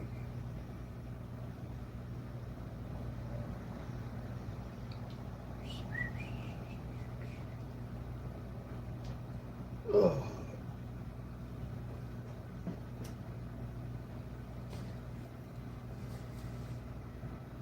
Content creation is broken, and it's not your fault. There was one more podcasts, weapon. So that's the gun this guy has. So when the CBP officer grabs his gun, he was moving off, and it appears, it's very grainy, the video, it appears there's an accidental discharge. Now, you can make an accidental discharge of this gun without touching the trigger. If there's any kind of pressure on the trigger, if it is a modified trigger, if there's anything that engages with it, even a slight amount, and you move the slide at all, that gun will go off. And there's videos of it online. You can find videos of it online. See if you can find videos of it online where a guy shows how you can get that gun to negligent discharge. Because it will. It will. At least the pre-2017 model. I didn't see his hand go on the slide of the gun, though. Yeah. Well, he's holding it, it's... The hard thing is it's fucking blurry Yeah, as you shit. can't see. I looked at it from both angles, but it looked to me like he was holding it Like by the handle with no finger on the trigger. Yeah. But it does seem like, at least in some of the takes that I've seen, I may be wrong, but it seems like that gun might have negligent discharged. Now, Usually when someone's holding a gun and there's a negligent discharge, it's because they pulled the trigger, right? Right. So in this case, I'm going to assume it for a second. So the gun drops on the side, striker fired, let's say I don't know what the mechanism is, but let's say the disconnector, that makes the disconnector go, the hammer drops, bam, it hits the primer, gun fires. I Gun get fires, hits the ground. These guys think, they hear gun, these guys think this guy might have a gun in the scramble. They don't know. This is all So they seconds. open fire. High pressure, they open fire on him. That's what I believe happened. So when people say, oh, they straight up executed this guy, I think there's a little more nuance there's there. more nuance to it. There's chaos, there's the fog of chaos. You're in the middle of this, very high stress situation where you've already pepper sprayed this guy, now you're in a physical scramble, someone says he has a gun goes off, bang, bang, bang, you're just shooting. I'm assuming. This is just a lot of But guesswork. that's a lot of bad stuff that has to happen in sequence. Yes. Like the fact, even if this gun is recalled as a model that had these issues, right? I'm guessing that it wasn't every one of them that had the issues. Some of them, right? Probably not all. And if it's because it has to have a lot of force for it to go off, or the slide has to be, you have to be moving the slide or something like this. What I saw was him holding the pistol, how you or I would hold the pistol with the finger off the trigger. I did not actually see what would have caused that force. This is where it gets weird. So there have been documented instances, like the SIG P320, there's a lot of legal stuff involved in this. There's tons of cases. Some of them are bullshit. Like there was one cop where they said the cop got shot because the gun accidentally went off, and everybody's like, "Oh man, Sig's in trouble." Turns out that cop had to recant that, and he accidentally hit the trigger and shot a cop. But he wanted. So this is one. So this guy, his gun just goes off. Now he doesn't have his finger on the trigger; it just goes off. Now there's another one where a cop is in the middle of a precinct and he leans forward. He's got the holster on the outside. He leans forward and the gun goes off. He does not have his hand on the trigger. He's not touching the gun at all. See if you can find the one where the cop does it. So there's a cop where he's in the precinct. His gun is, now here's the question. Was there something touching the trigger? Was it the holster bad? Was there debris in it? Was there something, was his shirt touching it? Did he jam the gun in the holster and maybe like his shirt got stuck in and touched the trigger a little bit? There's also the second gun theory. And then he moves forward. If the guy had a second gun. There's also the second gun theory. Right. So I understand what you're saying, and maybe it met all of the conditions for that. It does seem unlikely to me, but it's possible that he's just holding it and it just happens to go off. It would seem unlikely with any other gun. Yeah. So if the guy had a Glock. But both of these cases are from the holster. This guy's grabbing from the holster, he's grabbing from the holster. Well, the cop had already pulled it out of the holster. Right. And now he's holding it, and then it goes off. Right, but it's so low resolution, it's hard to see what's going on with his hands. So if there had been some funkiness with the trigger, who knows where he got the gun? Who knows whether or not that gun had an aftermarket trigger? Who knows what's going on? But as he's doing this, you're in the middle of the chaos, you're ramped up with adrenaline. Who knows if that guy accidentally, while he was holding it, put pressure on the slide and caused that gun to negligent discharge? I don't know. This is the speculation, and the reason why the speculation is so, this is something we're talking about, is because it's a SIG P320. Yeah. And there's so many stories about that. It's not outside the realm of possibility, in other words. Right. Which is the worst case scenario, right? You got all this chaos, and then you got that fucking gun, and that gun goes But off. let me ask you this. Let's say we adjust for this. There's an investigation. Turns out that this 320 model was one of the ones that, was An older issued, model, or right. something like this, or it was issued Very well after could the be. fact. And it's newer. Let's just say it's newer, and they've gotten this design flaw out of there. Let's just assume for a second. All those things being equal now, right? When a leftist points at that and says that's an execution, what's your opinion then? If it's the case, there is no negligent discharge. There is none of that. How would you view it then? Well, it's an extremely unfortunate case of what happens during chaos. Yeah, I don't think it's an execution. I don't think they pulled the gun from him and then just shot him. But that's being used, right? It is. But, which you're automatically going to have if you have a guy get shot. Can we watch a video? Let's watch a video and see if we can discern when the shot fires off. Because does it before or after they say he's got a gun? Because someone says he has a gun, one of the officers removes the gun, and then a shot goes off. Yeah. Now there's another speculation that the guy who shot him had a negligent discharge. He didn't, maybe he had his hand on the trigger and he got a little amped up and it went off, and then he just fucking Kept fired going. into him. Yeah. Kept going. That's possible too. I'm not exactly sure. There's a ton of angles, a ton of different cell phone angles. None of them are really crystal clear. And the thing that's interesting about this is I'm even willing to kind of grant it to the left, just on appearance alone for a second, just for the sake of logically taking this to its conclusion. Let's say that the cops were totally wrong on this. They messed the whole thing up. They screwed it up. It was a negligent discharge from the officer himself. It killed this guy. It was totally unjustified. Okay, but now what? Right? Is it the case that we're gonna stop deporting illegal immigrants? We're going to stop, that ICE is going to stop, Border Patrol is going to stop doing its job, ICE is going to stop doing its job because of a single incident, even if all of the officers involved were incorrect? Of course not. That's ridiculous, right? The thing about this incident is it's being used as a catalyst to now say they're the Gestapo, just like they were trying to do with Renee. They're the Gestapo. They're here to jackbooted thugs of the Trump administration.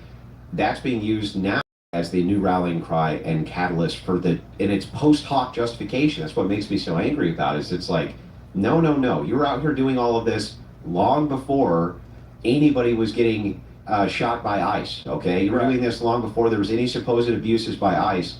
It seems like what they do is they set up the reactions, right? They set up the conditions, maximize the conditions for horrible acts to happen, and then when they do, they use those as the justification for why they were ever out there in the first place. And it's like, what's going on here? That's what bothers me. Right. This is the quintessential description of the color revolution. I mean, they're trying to create chaos, and it's very well funded and very well organized. It's not as simple as this is an organic protest that people are fired up because ICE is in their community. That's not really what's going on at all. But I think there's a lot of good people that are wrapped up in that think they're doing a good thing, and they really do think they're fighting fascism because they exist in these bubbles, and they're. I believe them. Yeah, I do believe them that they think that they're fighting against fascism, and I've debated with enough of these people on what historically fascism is in comparison to what they perceive it as, that I do think that they believe that 100%. Right. I just think it's an unjustified belief, and I think it's ridiculous. It's not accurate. It's not accurate. You know, one of the things that we went over the other day is we talked about the deportations, right? And that there's been somewhere in the neighborhood of 2 million deportations. 1.6 of them were like self-deportations. 1.6 of them were like people were notified and they said, "Oh, well, just get the fuck out of here. I don't want to be in jail." Yeah, good. And then 500,000 of them were, but people are saying very few of them have been violent criminals. But we found out there was like 8%. This is just 8% of what we know has been caught. That is a lot of violent criminals. If you got 500,000 people and 8% of them are murderers and rapists, and they snuck in, not even snuck in, because they were allowed access to the United States over the last 4 years, somewhere to the tune of, let's be like super charitable, only 10 million, because I think it's a lot more. And they don't. A lot more. Yeah, they don't really know the number, because it's really, the numbers that they're giving are based on interactions. Right? But how many people snuck through and they didn't have an interaction with them? It's a lot, man. It's a lot of people, and they did this shit on purpose. And they did this shit because they want more congressional seats, because the census doesn't count citizens, it doesn't count legal citizens, it just counts human beings. So the more citizens you have in an area, the more congressional seats you have. And then there's places like California that make it illegal to show your ID. You're not allowed, not only are you not supposed, which you should have to show your fucking ID when you vote. Yes. Right? So we know that you're legally voting. They made it so you can't show your ID, which is the only, you could steel man this to the end of time. The only reason why you do that is because you want to cheat. It's the only reason. Of course. Well, it's not just that, but you make a good compelling point here. The idea, even if it was the case, let's just say, almost none of them are violent criminals. Let's just give it to them, just kind of for the sake of argument here. Give it to them. So what? The people don't want them here. That's it. These are supposed to be the biggest believers in democracy and republicanism ever. That's what they're fighting against, is the evil fascists. It's like, well, here the people spoke, okay? And the people said, we don't want illegal immigrants here. We want them out of here. It doesn't matter what the conditionals are for violent criminality or not violent criminality. If you're really a big believer in the republic like you claim, why is it that when Trump gets elected to do exactly this job, you impede it at every turn? Yeah, they don't want it to happen. They don't. Because it was a part of the strategy for you.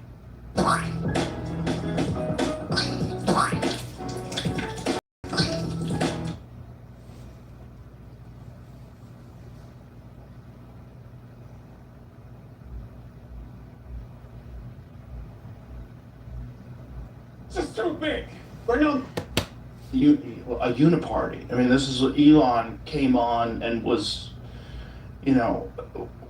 very passionate about wanting to explain this to people. I mean, it's one of the reasons why he did it before the election. Like, you have to understand the plan that's in place. And what they're doing is they're trying to make it so that no one but the Democrats can ever win ever again. And one of the best ways to do that is to ship untold numbers of people to swing states. Yeah, which is what they're doing. It's what they did. Yeah. They didn't just do it. They flew them out there. They gave them EBT cards. They put them on Social Security. Yep. We had this one. We documented. We talked about this woman who worked for, God, I forget which department, but her job was to turn these people from illegal immigrants into what they described to her as clients. And so you would tell these people, Clients. yes. So her question was to them, do you have a permanent disability? So do you have headaches? Does your back hurt? I get headaches, my back hurts. I guess I'm permanently disabled. And all you have to do is you don't have to have like clear evidence you have all your fucking discs are fused, you can't walk, or you have, no, you just have to have a fucking back hurt. Your back hurts. Well, what fucking man who's a laborer who's 35 years old doesn't have fucking back pain? Yeah, like y'all do. So they come to you, they say, do you have headaches and back pain? Well, man, as an office worker, doesn't have back pain. Right, exactly. Fucking everybody does. You Yeah. get older, you get back pain, especially if you don't take care of your back. And so these guys are all being roped into the system, and then they get money. They get Social Security money. They get money from taxpayers, essentially forever. So if you can get those people to vote, they will most certainly vote for the people that are giving them that money, right? Of course. They most certainly vote for the people that are moving them into the Roosevelt Hotel in New Just York like how City. Muslims will vote, even though at the local level they oppose all leftist policy, they'll vote at a national level for leftists because they bring in their family members. They bring in, Yes. they allow the importation of people that they want here. So yeah, they utilize the system for the aims, and for Democrats this is all good, and of course for Republicans it's all bad. And Elon's right. He is right that Democrats, and here's what I see, the bird's eye view, right? Trump, and what they're going to do, Democrats going to win the midterms by hook or by crook. They're going to win the midterms, and when they do, if they have the power in the House to do this, they're going to impeach him day one, and we'll have, now it'll be the thrice impeached president, right? And they'll obstruct him. They'll obstruct his agenda the entire step of the way under this elongated impeachment, and they'll just run out the clock. Yeah. They'll just run it out. It's all pretty fucking crazy. It's really crazy. Gad Saad has a great way to describe this. He calls it suicidal empathy.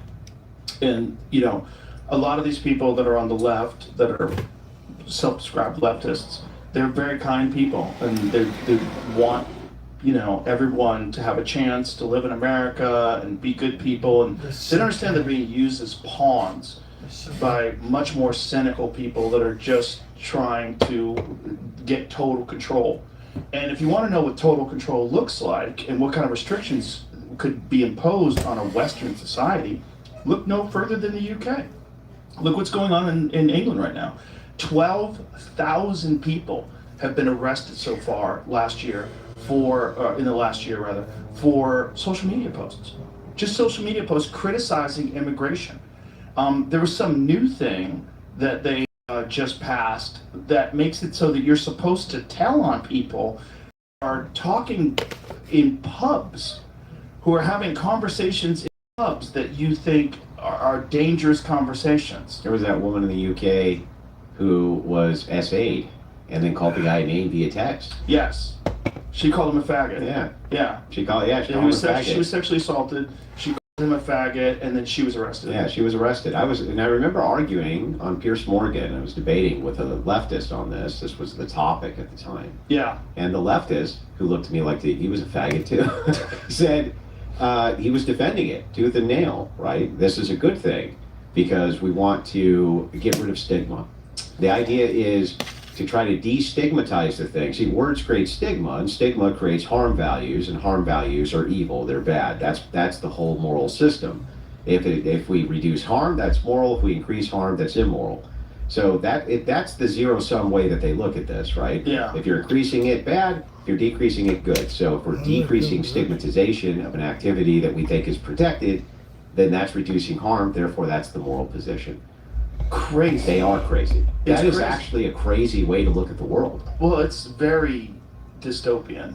It's very spooky that it's happening so quickly, and that the UK has become the leader in the world for arresting people for social media posts. No one would have ever saw that coming 5-6 years ago. But this is what happens when you get total control of a population. You don't stop where you're at. You continue to move forward. You continue to try to get more and more control. And this is this new thing where they're trying to get people to turn people in for bar talk, which is just crazy. It's just crazy. So that's where it goes. If you're really a liberal, a real progressive person who really believes in free speech, you should believe in all speech, and you have to. I mean, this was the ADL's position way back in the day when they would allow the Ku Klux Klan to march. They would say, look... And then fight for the right to do so. Yes. Yeah. I mean, this is what it used to be. Yeah. It used to be an understanding that as complicated as this thing is, you've got to allow people to say horrible things so that you can counter them with better points, and you make a better argument, and then people see your side, and then society moves forward in a generally positive in the online dialectic, the way that it moves between groups, and I think that now online influencers, podcasters, political commentators actually do have some political capital now, which can be spent the same way low-level politicians have political capital, which can now be spent. They actually are connected oftentimes with politicians and operate as mouthpieces on behalf of whatever that political arm is. Well, you would say that about the right too, wouldn't you? Of course, but I don't see it as prevalent as I do with the left. The left, for instance, there was a whole thing that used to go on Twitch where an organization came in and bought up all the Twitch mouthpieces. That's what they did. And like this is thing which has been going on for a long time. But what's interesting with the political capital from these leftists, they don't care what the means are. The ends are that's all they care about, right? The means are totally irrelevant to them. From their view, though, that makes a sick sort of sense. They believe that they're fighting against Nazis, literal Nazis. Right. So if you believe that you're in a war with literal Nazis, what wouldn't you do to complete that war? What means wouldn't you go to? What means of sabotage would you not do? What cars would you not blow up? Right. What cops would you not eliminate in order to stop the rise of the new Hitler? Right. And it's like, and they're expending their political capital on that message, and that message has a lot of influence on people. Yeah. It also, there's so many people that are getting attention by feeding into the rhetoric. There's so many people that are making viral clips of them, like menacing, like these weird dorky liberal guys, like these guys that you would think are pacifists are literally calling for violence. I got one of them because it's like the most unlikely guy. Like you see this guy doing this, you're like, hey buddy, like what are you saying? Who's following you into battle? Yeah, I'm gonna say the way he says it too is so like he's watched too many fucking TV shows. This guy, because it's the terminology that he uses that is actually kind of funny. If it wasn't so scary, put this on real quick, sure, because it's so. You see this guy's doughy face and his understanding of real violence. Listen to this. When combat starts, we all roll initiative. I'm going to say that again. And everyone knows what I'm talking about when I say this. When combat starts, we all roll initiative. I mean, I hate to laugh. It's kind of fucking serious because they're inciting violence and they're calling for insurrection. They're calling for people to take to the streets and start violence. But that guy, like, what? You're not going to roll initiative? What does it even mean? Well, I mean, I think it just means we all go. Right. When violence starts, we all go. Dungeons and Dragons reference. Yeah. Is it? Rolling. Oh, rolling? No! Wait a minute. No! The tweet says Dungeons and Dragons in it. I don't even know. Oh, God. It says Dungeons and Dragons nerds means business. I think. Oh. So he's doing do a search on that. Does roll initiative, is that a part of Dungeons and Dragons? Roll that, because I only know Dungeons and Dragons from Stranger Things. So does his AR do 2d6 damage? But it's just the menacing way that he stares into the camera. Okay, here it is. Combat. Rolling for initiative determines the turn order in combat. Each player and monster rolls a 20-sided die and adds their dexterity modifier. Oh God! But I mean, this is what I'm saying. It's like it's a lot of it's cosplay. That doesn't sound like he is saying though. We all go there, right? Yes. Yeah. That's okay. it. Sounds like it's saying, and it's also it gives meaning to people whose lives do not have a lot of meaning. Right? Like all of a sudden you're a part of a greater cause. You're a part of a very important movement. Yeah, you're stopping Nazis. Yeah, you're stopping Nazis, and it's relatively safe from the comfort of your own home, staring at your phone on TikTok. Sure. And you get all excited about it, and you cheer. And these are the same people that cheered when Charlie Kirk got shot for just talking. Like that was fine, but this one is not good. It's all like it's very fucked up, man. Well, and they'll kill more commentators. They can get away with it happily. I mean, part of that whole signal chat that's dangerous that people aren't talking about. That's probably the most dangerous aspect of it. And I can't prove this, but it's been my experience that left-wing communities and left-wing groups, especially online communities and online groups, really pander to the mentally ill in a big way. Really pander to them. And I think that it's a form of weaponization. They want to attract the extremely mentally ill into these communities, and it helps with actually what is radicalization.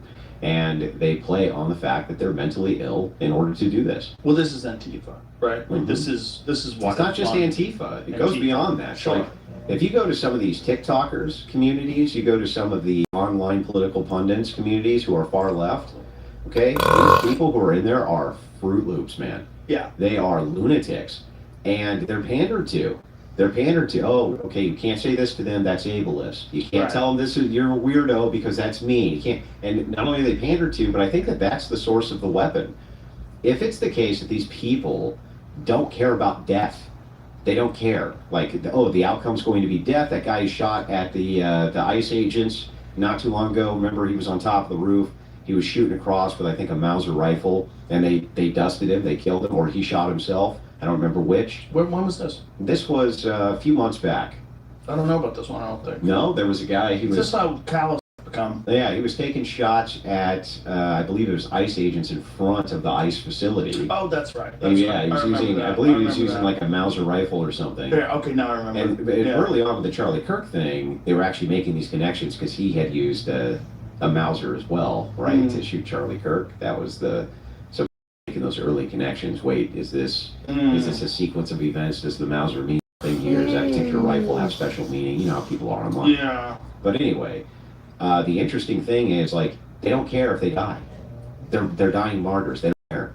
And it's really easy to weaponize mentally ill people that way because they don't care. These are the same people who have the high suicide rates for a reason, because they're already mentally ill, like the Troons and others, which many of them you find are connected to trans people almost every time. Also, SSRIs. Yep. This is the other problem, is that how many of these people are on these psychiatric medications that violent ideation is a part of the side effects of these these psychiatric drugs.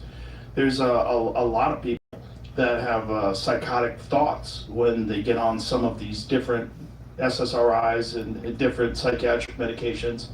So you've got people. Find your sun with Sun Cruiser Vodka Iced Tea.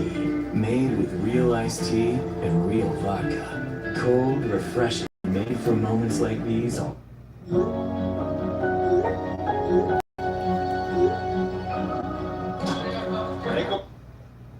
So you've got people that are already fucked up mentally, and then you've got them on these medications that cause them to do all kinds of crazy things. And aren't women taking much more in the way of SSRI pills than men are? Yeah. And who do we see is that on the bullhorns and loudspeakers at most of these events? It's women. Well, particularly liberal women. Particularly liberal Statistics, women, yeah. I'm sure you've seen the statistics, but I Very actually lopsided. saved them because they're kind of nutty. What's interesting is the least mentally ill in terms of numbers is conservative men. Conservative men, I think it's like... Because they're normal.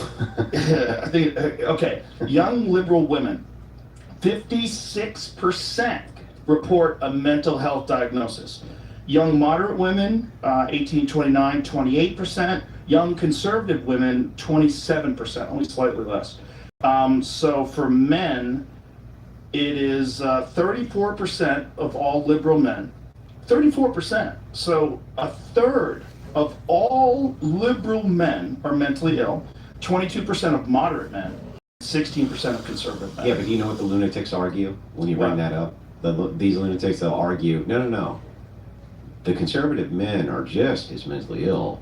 It's just undiagnosed because there's a stigma in conservative communities about going to get your mental illness diagnosed. And I always point out, and I think this is an interesting way to point this out, like maybe they're not going to get diagnosed because they don't have a problem. Did you ever think of that? It's possible. It's possible it's undiagnosed, because I think that is accurate, though, that there is a stigma about mental health and therapy and things along those lines in conservative. I mean, if you want to like, I agree, but I also think that what happens is when you're talking, especially about the voodoo that is psychology. It is voodoo. It is voodoo. I have very little respect for psychology. Right. I don't even consider it science. I consider that there's scientific methods used for data gathering, but I don't consider psychology a science at all. And that's psychology. Psychiatry gets even weirder because then you start adding medication. Yeah. You're not and just talking about therapy. It's all voodoo, as far as I'm concerned. I think that men often, especially conservative men, get as much out of their close relationships with friends and family as they would going to a psychologist. In other words, I think just having somebody to talk to who's a close friend, who's intricately familiar with your situation, probably gives you more value than going to a complete stranger who has learned manipulation techniques. That's what they learn, essentially, is manipulation techniques. I think there's more value there. And so I think that the stigma which exists there, it doesn't exist because it's like you're not manly, which is how they try to frame it. I think the stigma exists there because so many conservative men go, well, I tried that shit and it was nonsense. I tried it and it sucked. I tried it and it was worth. I went to marriage counseling, did nothing. Sided with the wife, right? I went for this issue, did nothing. But when I went out and had some beers with my friends, that actually helped relieve some of these issues. I think the problem with that is there's a lot of guys who don't have good friends, and you don't have someone that you can count on, unfortunately. There's a lot of men out there that are lost. I agree, but I think that the conservative men seem to like they have closer longevity with friends than progressive men do. Yes, and they don't abandon them when they change their opinions on things. Right. So here's the self-reported data. From 2022 survey analysis found that 51% of conservatives report excellent mental health compared to 20% of liberals. That's a big difference. Huge. It's a giant difference. I don't think stigma could account for that. No, it can't. It's like, it's not just stigma. It's also like what does it mean to be conservative? Does it mean, taking account for your own actions, discipline, hard work ethic? All those things are actually good for your mental health. Like pulling yourself up and getting back to work and doing things. I think now, and I think maybe it always should have been framed this way. I think now for the label of conservative to apply, we really kind of start with religious foundationalism. Mm-hmm. That's what is fast becoming the delineation. Right. Having a framework. Having the framework. Right? Yeah. And the religious framework is almost instantly going to put you in that, moving towards that conservative camp almost every single time. And I think that that's a necessary component now. If we're trying to make these political delineations, it becomes tough. What's a Republican or a neocon versus a conservative versus this versus that?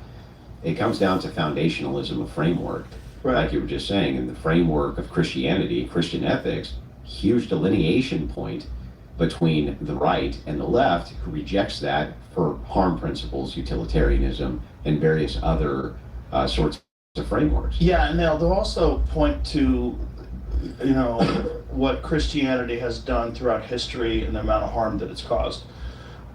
But it's kind of like every power structure throughout history you could point to in that way. Well, it was what was there. Yeah. The thing is, like, the Catholic Church gets a lot of shit for this.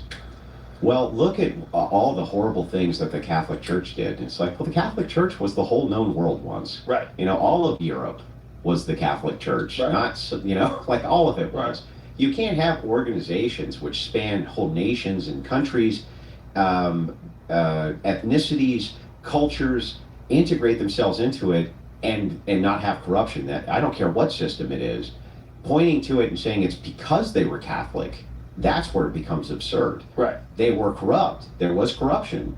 But Because that's they're not human. because they're human, not because Right. they're Catholic. Right, right. One of the things that I always try to point out to people, they go, why do you go to church? Like, because when I was younger, I was very cynical about religion, and then I've got older. One of the things that I always say is, if there was a pill that could make you as nice as the people that I go to church with, everybody would be on it. Yeah. They are the nicest fucking people you will ever encounter. When we leave Are the they church nice or are they parking lot, kind? they're kind. Yeah, they're kind. Kind and nice. They're all the above. They're like very friendly, happy people. But when you leave the church parking lot, or even when you're entering, they're everybody lets everybody in. It's like no one rushes ahead. It's like you go ahead and then you go ahead. It's like the most self-organized, most charitable way of exiting a parking lot I've ever experienced in my life. The opposite of a concert. You go to a great concert, everybody's like fucking on everybody's bumper, trying to weasel in, people are honking, fuck you. In church, it's like one person goes, and the other person goes, no, you go, wave, and then everybody's fine and everybody's happy. It's like, if you could take a pill that could do that to you, if therapy could do that to you, we should all be on therapy. We should all take that pill. Philosophy can do that for you, because the phenomenon that you're talking about is the me philosophy. And so you're going to church, it's not all about you. Right. And that's why you have those types of interactions with people. Wait, you go to a concert, that's for you. Look at that before. That's for me, not for these strangers. I'm going there because I want to be entertained. That's for me. You go to church. I might do a General Kester cosplay eventually or something. It's not for you. Right. And the thing is it's the kind of materialism view, the materialistic view of pure materialism reduces always to me. Me, because what else can there be? Right. There's just me and the material I engage with. There's nothing outside of that. So why engage as though there's something outside of that? That doesn't just lead to nihilism, but it's the beginning stages of understanding the distinction between religious foundationalism and basically everything else. The reduction doesn't come down to me. And that's why those interactions seem so much better, because people are thinking about you. Right. It's like, what a concept. Imagine a world where people think about somebody besides themselves. And they can think about everybody as a part of a community and a collective community that you care about, that has value to you.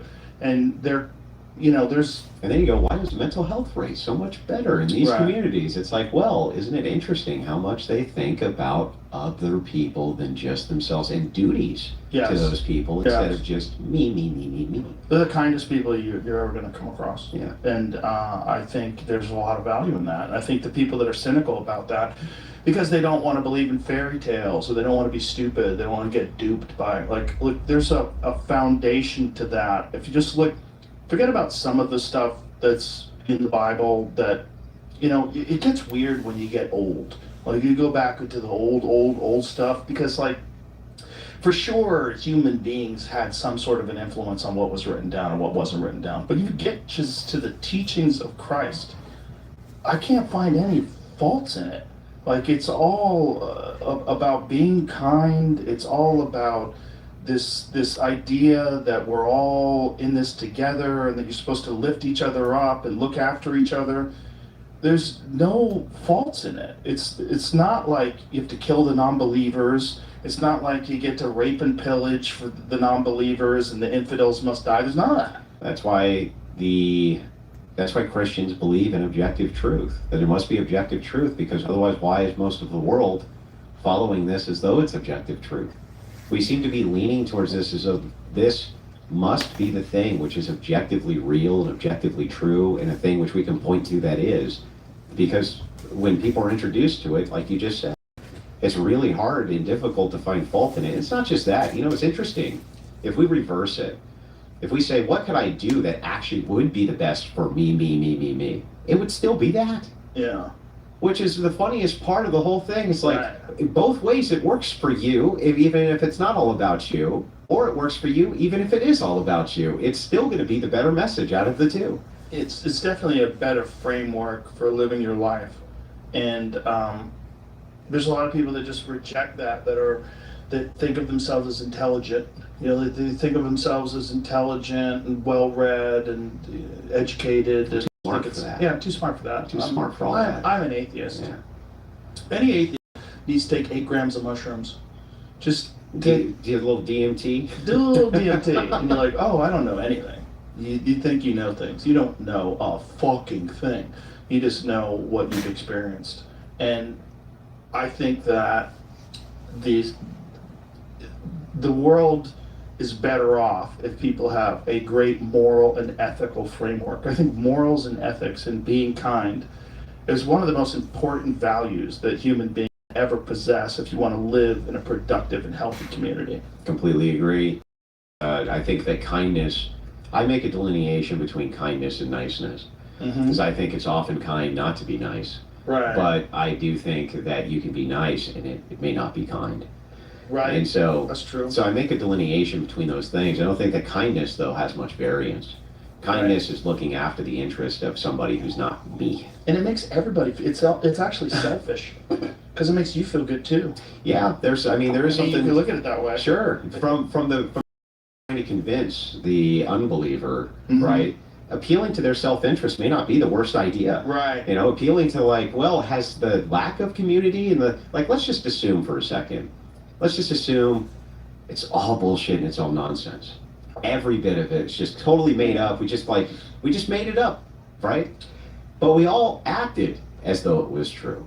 If it's the case, we just want a society that really works well and does the best it can possibly do for everyone, then shouldn't you, by your own framework, just pretend it's true? Right. Yeah. Shouldn't you just act as though it's true anyway? Jordan Peterson had a very good point about that. Yeah. About believing in God. That if you act as if God is real, you will have a better life. Like it works.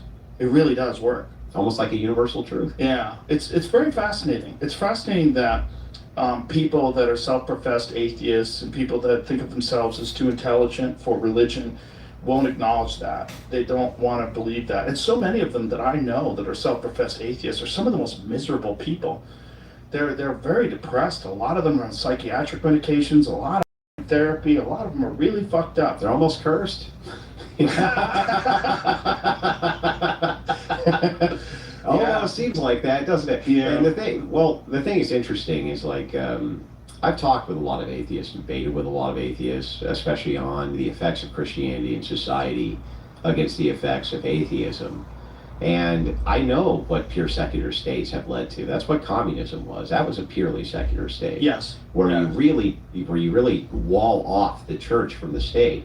But here we pretend that it's secular, and they get all the benefits of it being, quote, secular, but it's not secular at all. Right. Politicians are constantly voted in based on the fact that they have an X amount of value structure, and that's what they're going to implement legislatively on you. The whole secular thing, totally made up. It's and them pretending that that's even real or has ever existed as a real framework in the United States, just nonsense. Not only that, but I think there is a natural default in the human mind to be attracted to a structure. And if that structure is a Christian structure, you're attracted to all the Christian values that we've just discussed being so positive and beneficial to you. But if you're not, and you go to a leftist progressive structure, leftists in particular, like a Marxist structure, what you're seeing is a complete lack of forgiveness. They don't have that built into. One of the beautiful things about Christianity is forgiveness, and the recognition that we're all sinners, we all fuck up, and we're all human, and we're all flawed, and that you could move on and be better, and you can atone for these sins, and you could recognize that yes, you've made a mistake, but here's the best way to move forward and be a better person. Society as a whole recognizes that you are me, I am you, and we're all kind of the same thing. We all fuck up, and we're all just human beings. But there's a pathway. It's a pathway. Have you ever done a job for $11 million? No. He's in and out in seconds. There's no DNA, and he's not working alone. There's no way out. Crime 101, rated R. Well, a little birdie told me rates are taking a dip, which means that dream home won't be there forever. Don't let someone else beat you to it. Start your search today. Make it real with Realtor.com. Is gambling feeling more stressful than fun lately? If you're looking to change that, counseling can be a great place to start. Talk to a counselor who gets it through Oregon Problem Gambling Resource, all at no cost to you. Visit opgr.org to learn more. Genius mushrooms. Wake up, power up, get after it with a fully dosed formula of lion's mane for improved memory. Genius. Cordyceps for increased energy. So genius. Reishi for strengthened immunity. Pure genius. Take daily to fuel the mind and body, so you think, feel, and perform at your peak. No hidden proprietary blends. Just mushrooms. Organically grown in California. Trust the label that's transparent and get after it at thegeniusbrand.com, where mind unlocks body. It's a pathway to forgiveness. There's zero pathway nothing. in leftism. That's the most horrible thing when you watch these pile-ons online over like the most innocuous And so there's discretions. what's funny with leftists is their pathway is just everything's permitted. Yeah. And the pathway from the Christian is no, not everything is permitted, but almost everything can be forgiven. Right. And that I would see as the big distinction. It might there's a story that I heard because I'm Eastern Orthodox. That's what I follow. And I heard it was a great story my priest told me. And so basically how this went is there was monks. They lived in a commune, and one monk liked to get drunk. That was his big vice, right? And he drank a lot of beer. And he did this clear up until the day that he died. And when he died, everyone was crying. And a monk said, well, why is everyone crying? He held that vice clear up till the day he died. And the head of the abbot who was there, yeah, but the last few years, he cut it in half. He was on the path. Yeah, he's just saying, I'm going to recognize all the progress that this man who had this horrible vice did, right? There was still progress. He was still trying to move towards the virtue. Yeah. Now, maybe he never got to it, but I'm still going to recognize that he was trying to. And maybe he was not able to surmount it. He was not able to get past his demons. Maybe he wasn't able to overtake them all, but he was at least attempting to. Right. That's the thing. That's the thing. And Well, it's this idea of like someone being a perfect person is just it's nonsense. It doesn't exist. And so if you don't have a pathway to forgiveness, and if you don't have that built into your society, you're always going to have people pointing out the people that are the bad people, and it's going to keep moving in that direction. And it's one of the things you see in the. About to smoke a ball. Just watching this Andrew Wilson show with Joe Rogan. Pretty interesting stuff. Left in particular, they eat their own, and it drives me crazy when I see that also from the right. I'm like, you see that the people that you criticize are doing this, and now you're doing this. You guys are turning on each other over the most innocuous things, and forming tribes where you're attacking each other, even though you have mostly shared values. Instead of being charitable and recognizing that these are just human beings and they make mistakes. Yeah. But the left eats itself more than any fucking group that I've ever encountered, over almost nothing. And they love to pile on because they're absolutely terrified that it's going to come for them. They're fucking terrified. And so they will go out of their way to shame and attack and to take some of the energy away from them. But do you think there's a unity in that? Like, if we were to look at this again, like from a bird's eye view, I agree with you. The left eats itself way more than the right does. Though the right eats itself too, right? And we've been seeing a lot of that post Charlie Kirk's death. I think that was mostly power vacuum based, and who gets to fill the power vacuum. That's what I think. I still think that it turned into a dog eat dog for the power vacuum fight, and it was a criticism of values. These dabs got me higher than hell, bro. I can go for another one. Foundationalism and all that.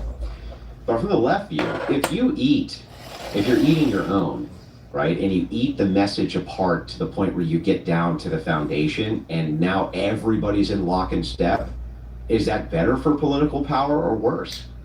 Like if you constantly are just eating the wrong, nope, that message isn't pure enough, and they gobble them up until you get the monster, right, who has the right message, they're all on board. Is that the better way to achieve this kind of like political paradigm that they want? That's my question. It's very naive. It's a naive perspective that eventually you're going to boil it down to purity, and you're not going to. It's not going to happen. You're never going to get far left enough. There'll always be something else to eat them over. Yeah, well, also, you're advocating for communism, and advocating for communism is so wild. And people, there's no examples of it ever being done right. There's zero. Imagine advocating for something that has zero success. Zero. None. Like it doesn't exist. It's never happened. It's never been. Why? Well, I'll tell you why. Because if everybody has to share all the money, then who's going to enforce that? Who's going to tell people that you have to give up your house? Who's going to tell people to give up your house? The state.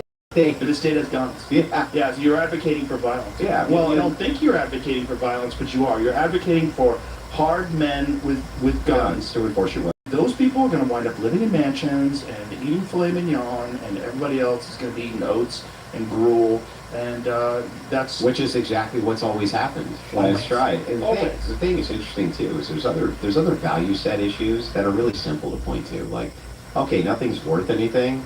Like, how do I get my guitar? Right. It's nonsense. Like, just, all the communist nations were always setting their market prices based on what markets would set for prices. And it's like, how do I value a guitar? If it's supposed to just be mine in the commune, and then yours also, and his also, how do we set a value assessment here? What makes the Epiphone better than the... Sorry, folks, we had a crash. Software crash. Another problem is this idea of the equality of outcome, that everybody should get an equal amount. That is crazy talk, because we all know that equality of effort does not exist.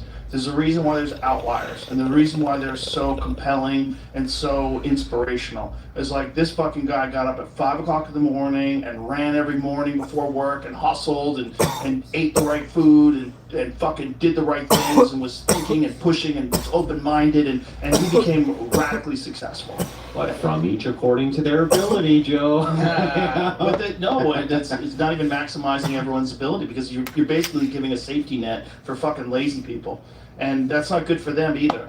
No, being inspired by others' success is a good thing. It's a good thing. And the only way that happens is if you let someone be exceptional. The only way you let someone be exceptional, you have to incentivize them. Well, what's the incentive? The incentive is they get more value out of their hard work. They get more money, they get a nicer house, they get, like, what are you gonna do? You gotta decide that people have to, like, mate?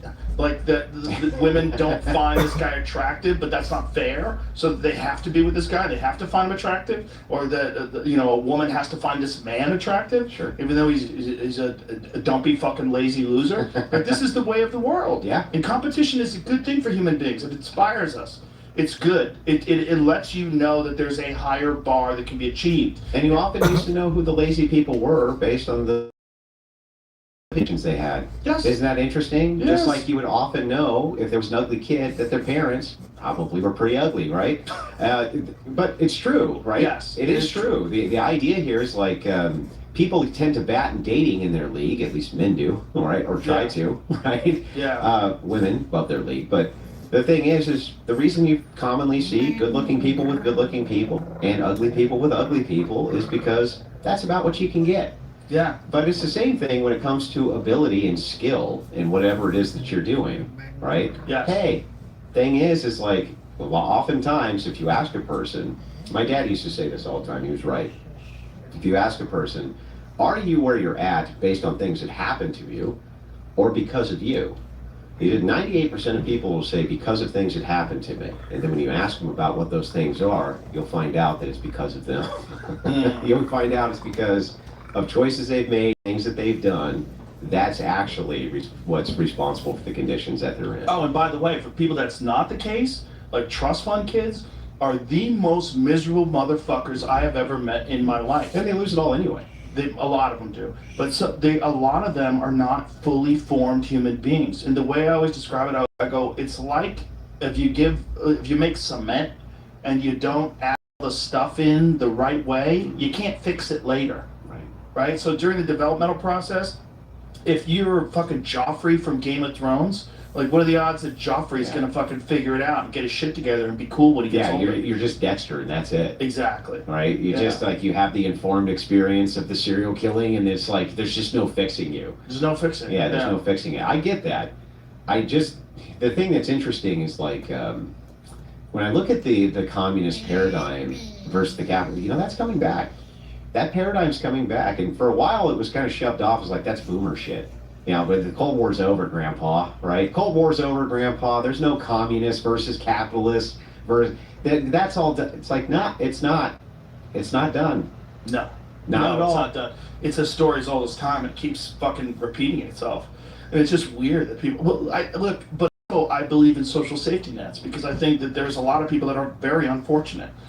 A lot of people that do grow up with shitty parents or parents that have a bad situation in life. Maybe the father dies or the mother dies, and there's no it's good to be charitable, and churches are fantastic at that. It's one of the more pure charities that you're ever going to find because their goal is really just to help those people. Unlike what you think of as charities in the modern sense, one of the grossest fucking things today is these enormous charities that everybody thinks, oh, I'm going to support this charity. It's doing so much good. 90% to the CEO. Yeah, dude, I was watching this. It was either I think it was Live Aid.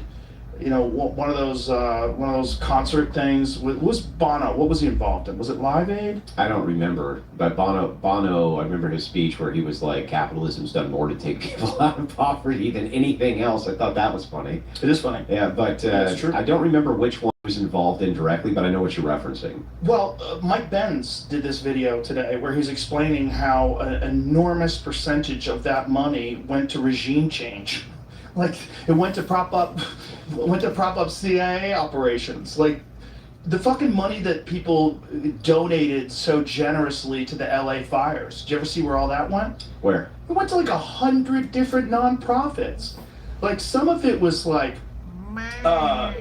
pro-immigration. There was like we talked about it the other day. We had a whole list of all the different things that have been documented. All NGOs. That money. Oh yeah, that's all. So very little money is ever going to go to the actual people that lost their house. Almost all the money is going to go to these nonprofits. All these nonprofits have overhead. It goes to their employees. It goes to the overhead costs. All these people got bonuses. But isn't that the same with the state? $500,000 went to bonuses. Yeah, but that's the same with the state. But how crazy is that? You get a bonus for running a fucking charity? That's crazy. Huge bonuses. Huge bonuses. Like hundreds of thousands of dollars or millions in bonuses. And that's the homeless situation. This is the other thing about the homeless situation in California.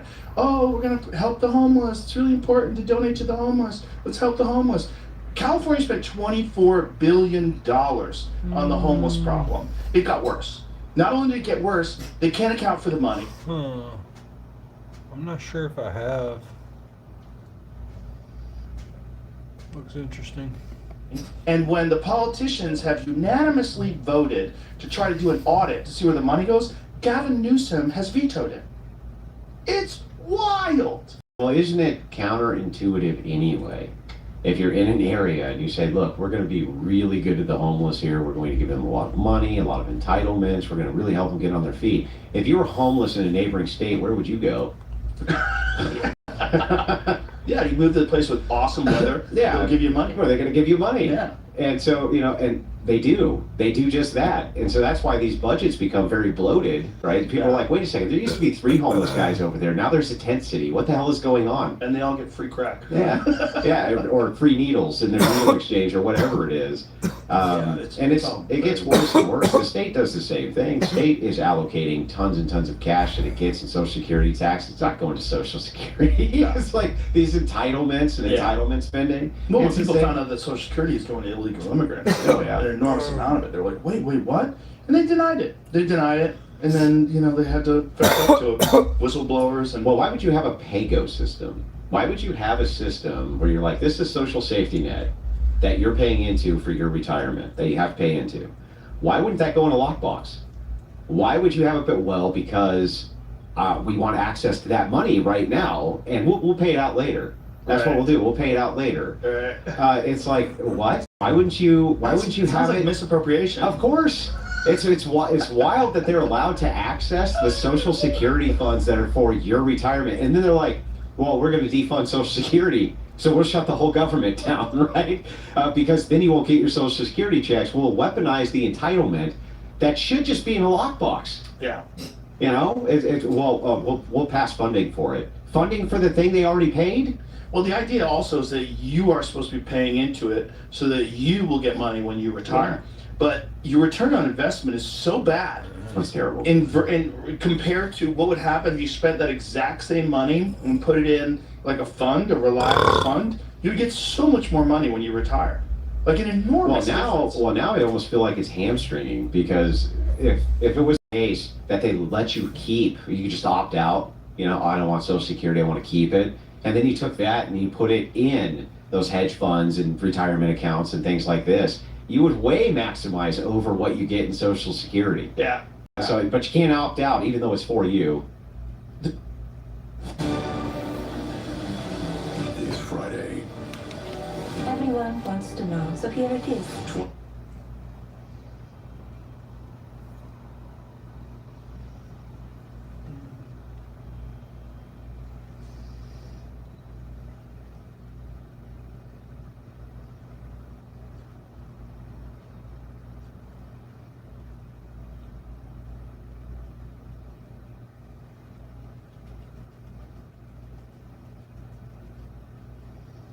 Cocktail. On the rocks, bartender created cocktails. There's nothing the government does good. Not a thing. Not a single thing. So why would they be good at that? And why would anybody support that? They're just not good at it, especially when it comes to money. There's always a bunch of shenanigans that take place. You know, and the idea that they would say, oh, Social Security is sacred. This we're going to really treat. We're going to maximize the amount of investment and really take care of people. We really care about people. Yeah, we care about them tons. It's so naive. It's so naive and so obviously an ineffective and possibly corrupt system. Why hasn't it become a weapon? Entitlements are a weapon. Yeah. They're a political weapon. Well, it certainly helps. Yeah, and also, again, the suicidal empathy that Gad Saad talks about. If you're on the left, you think of it as being like you're an empathetic person, a kind person. You want people to have money when they retire. You want people to have Medicaid, and you want people to have welfare, and you want people to have SNAP. Who was the guy you brought up? I'm trying to think of his name. It was like maybe Professor Raft, something like that. He brought up the Papua New Guinea thing. You remember the Papua New Guinea thing?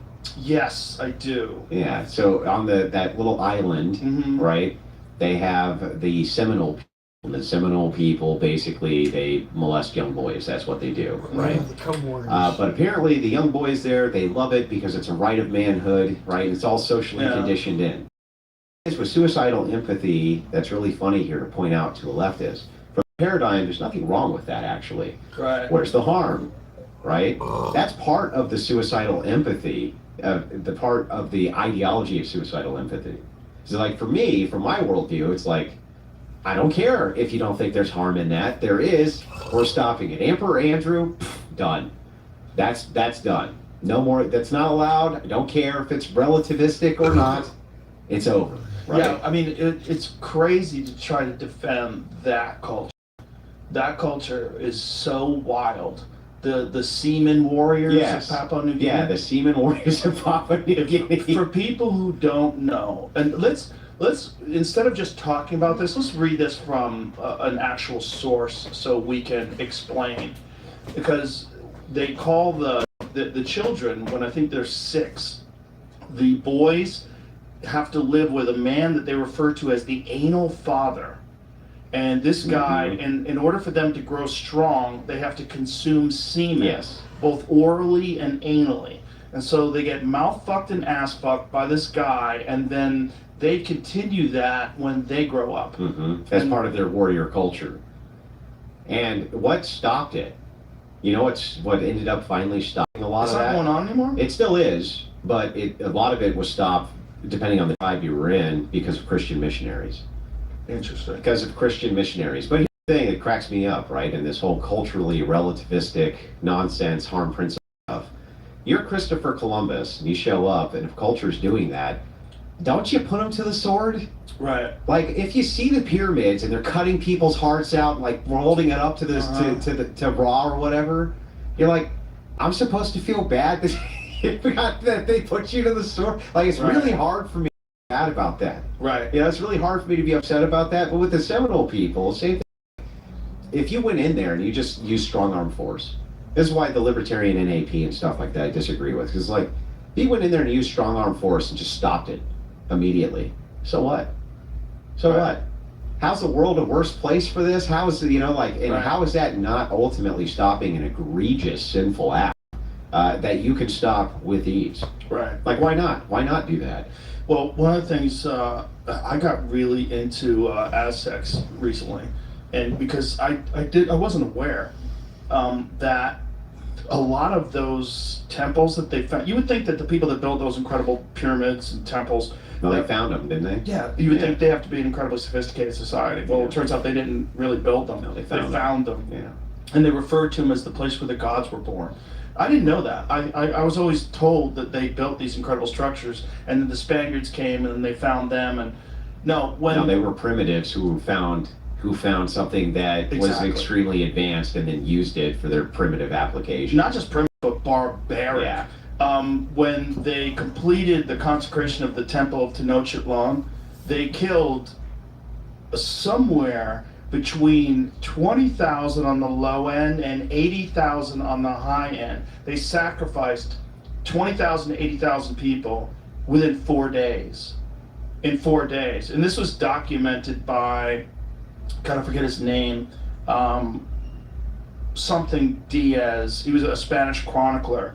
So this is before Cortez came. They started like trying to figure out what's going on over there. And one of the things that this guy came back, he said, this place is fucking crazy. Yeah. Like, they killed 80,000 people. And a lot of people have disputed that 80,000 people, but then they found so many bones that they're like, okay, it's probably somewhere north of 20,000, which is crazy enough.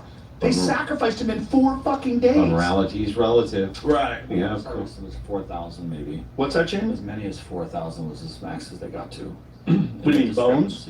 Yeah, the people that even if they did 20,000, I think the number I think I saw was 4 people. Or that's so crazy. They sacrificed 40,000 people in 4 days. It was like 4 people every minute you would have had to do, or it was something that almost impossible to accomplish. They just said the number was probably exaggerated a lot. Right, but they said that I think if you, I looked it up when you brought it up. But I looked it up too. I looked it up yesterday, actually. I looked it up yesterday, and they were saying that that this guy, who was the guy that, okay, I know I have it saved, so I can find it in here. So this guy, this Diaz guy, who's chronicling? Yeah, who chronicled it in the 16th century. Cortez was this? Really, really soon. Okay. Like within a couple of decades before Cortez. Yeah. Oh God, I'm trying to find it. But it. Let's say maybe just the perplexity of things that Spanish sources claimed 80,400 victims in 1487. Right. But modern estimates suggest 4,000 to maybe 20,000. Right. So 20. Okay. They don't really know. So 80,000 might be exaggerated if you think about the number, but just think about 20,000 people. Killing 20,000 people by cutting their hearts out and throwing them down the steps of the pyramid in 4 days is fucking crazy.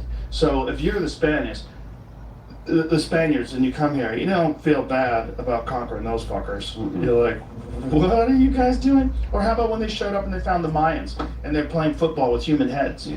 Now, here's the funny one.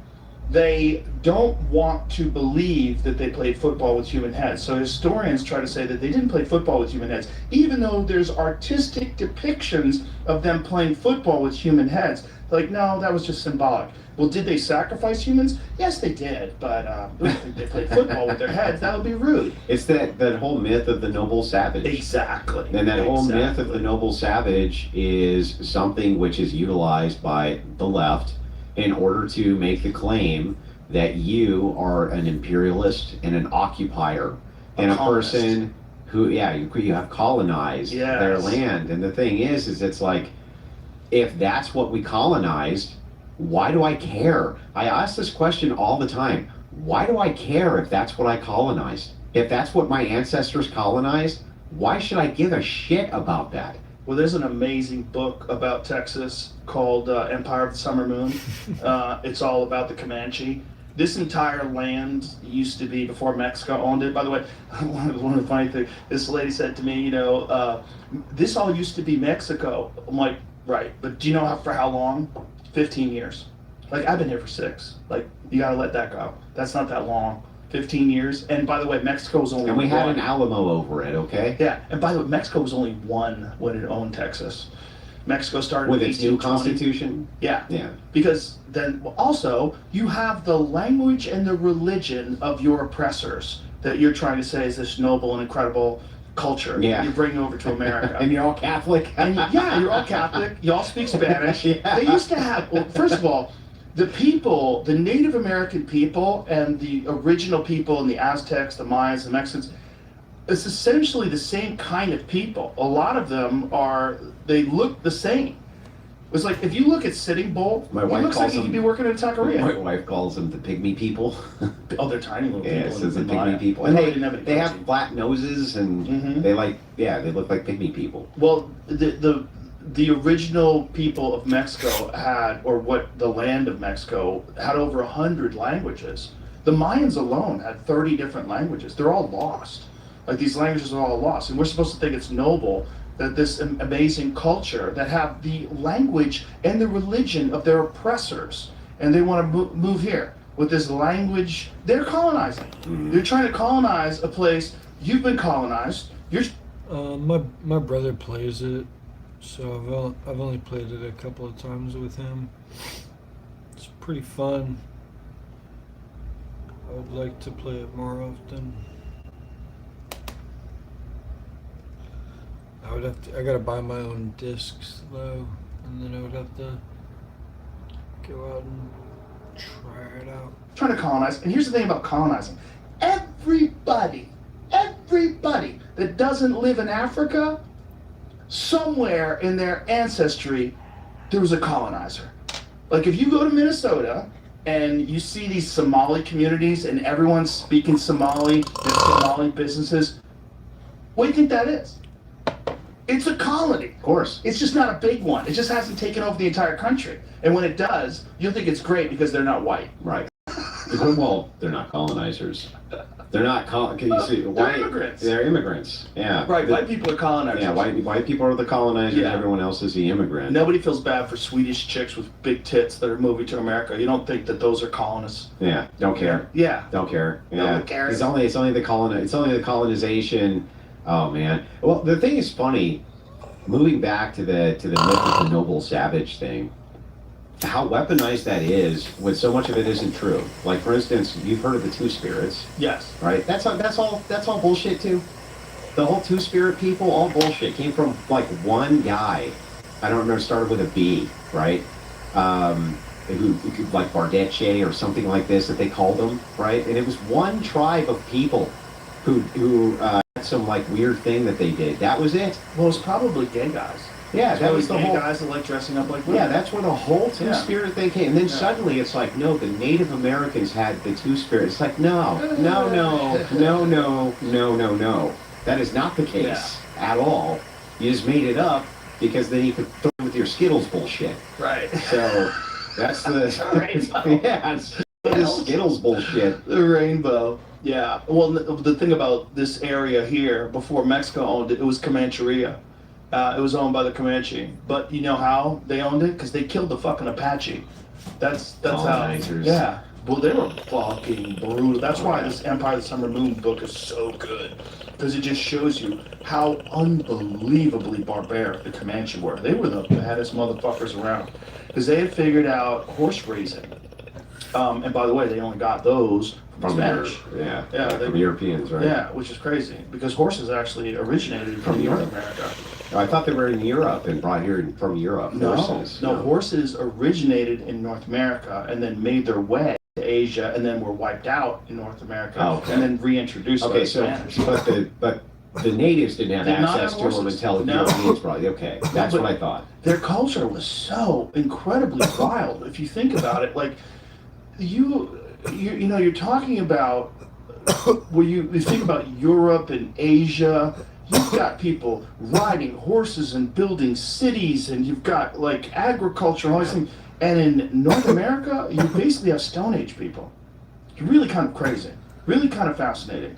And then they get horses, and the Comanches were the first ones that really figured out horse breeding. They figured out how to castrate their horses. And they became Mongols. Yeah, they basically became Mongols. Yes, they became Mongols once they had access to horses. Yeah. Well, that was the whole distinction anyway. If you reduce it all between the two civilizations, Europeans had domesticatable animals, natives didn't. Right. And because we had domesticatable animals, we had labor, built these amazing societies, and they didn't. Yeah. Like the difference that a work ox and a workhorse can make in labor is astronomical. Yeah. And so, that's the real difference. Same thing with disease. Like, the whites brought over all their diseases. Like, well, all those came from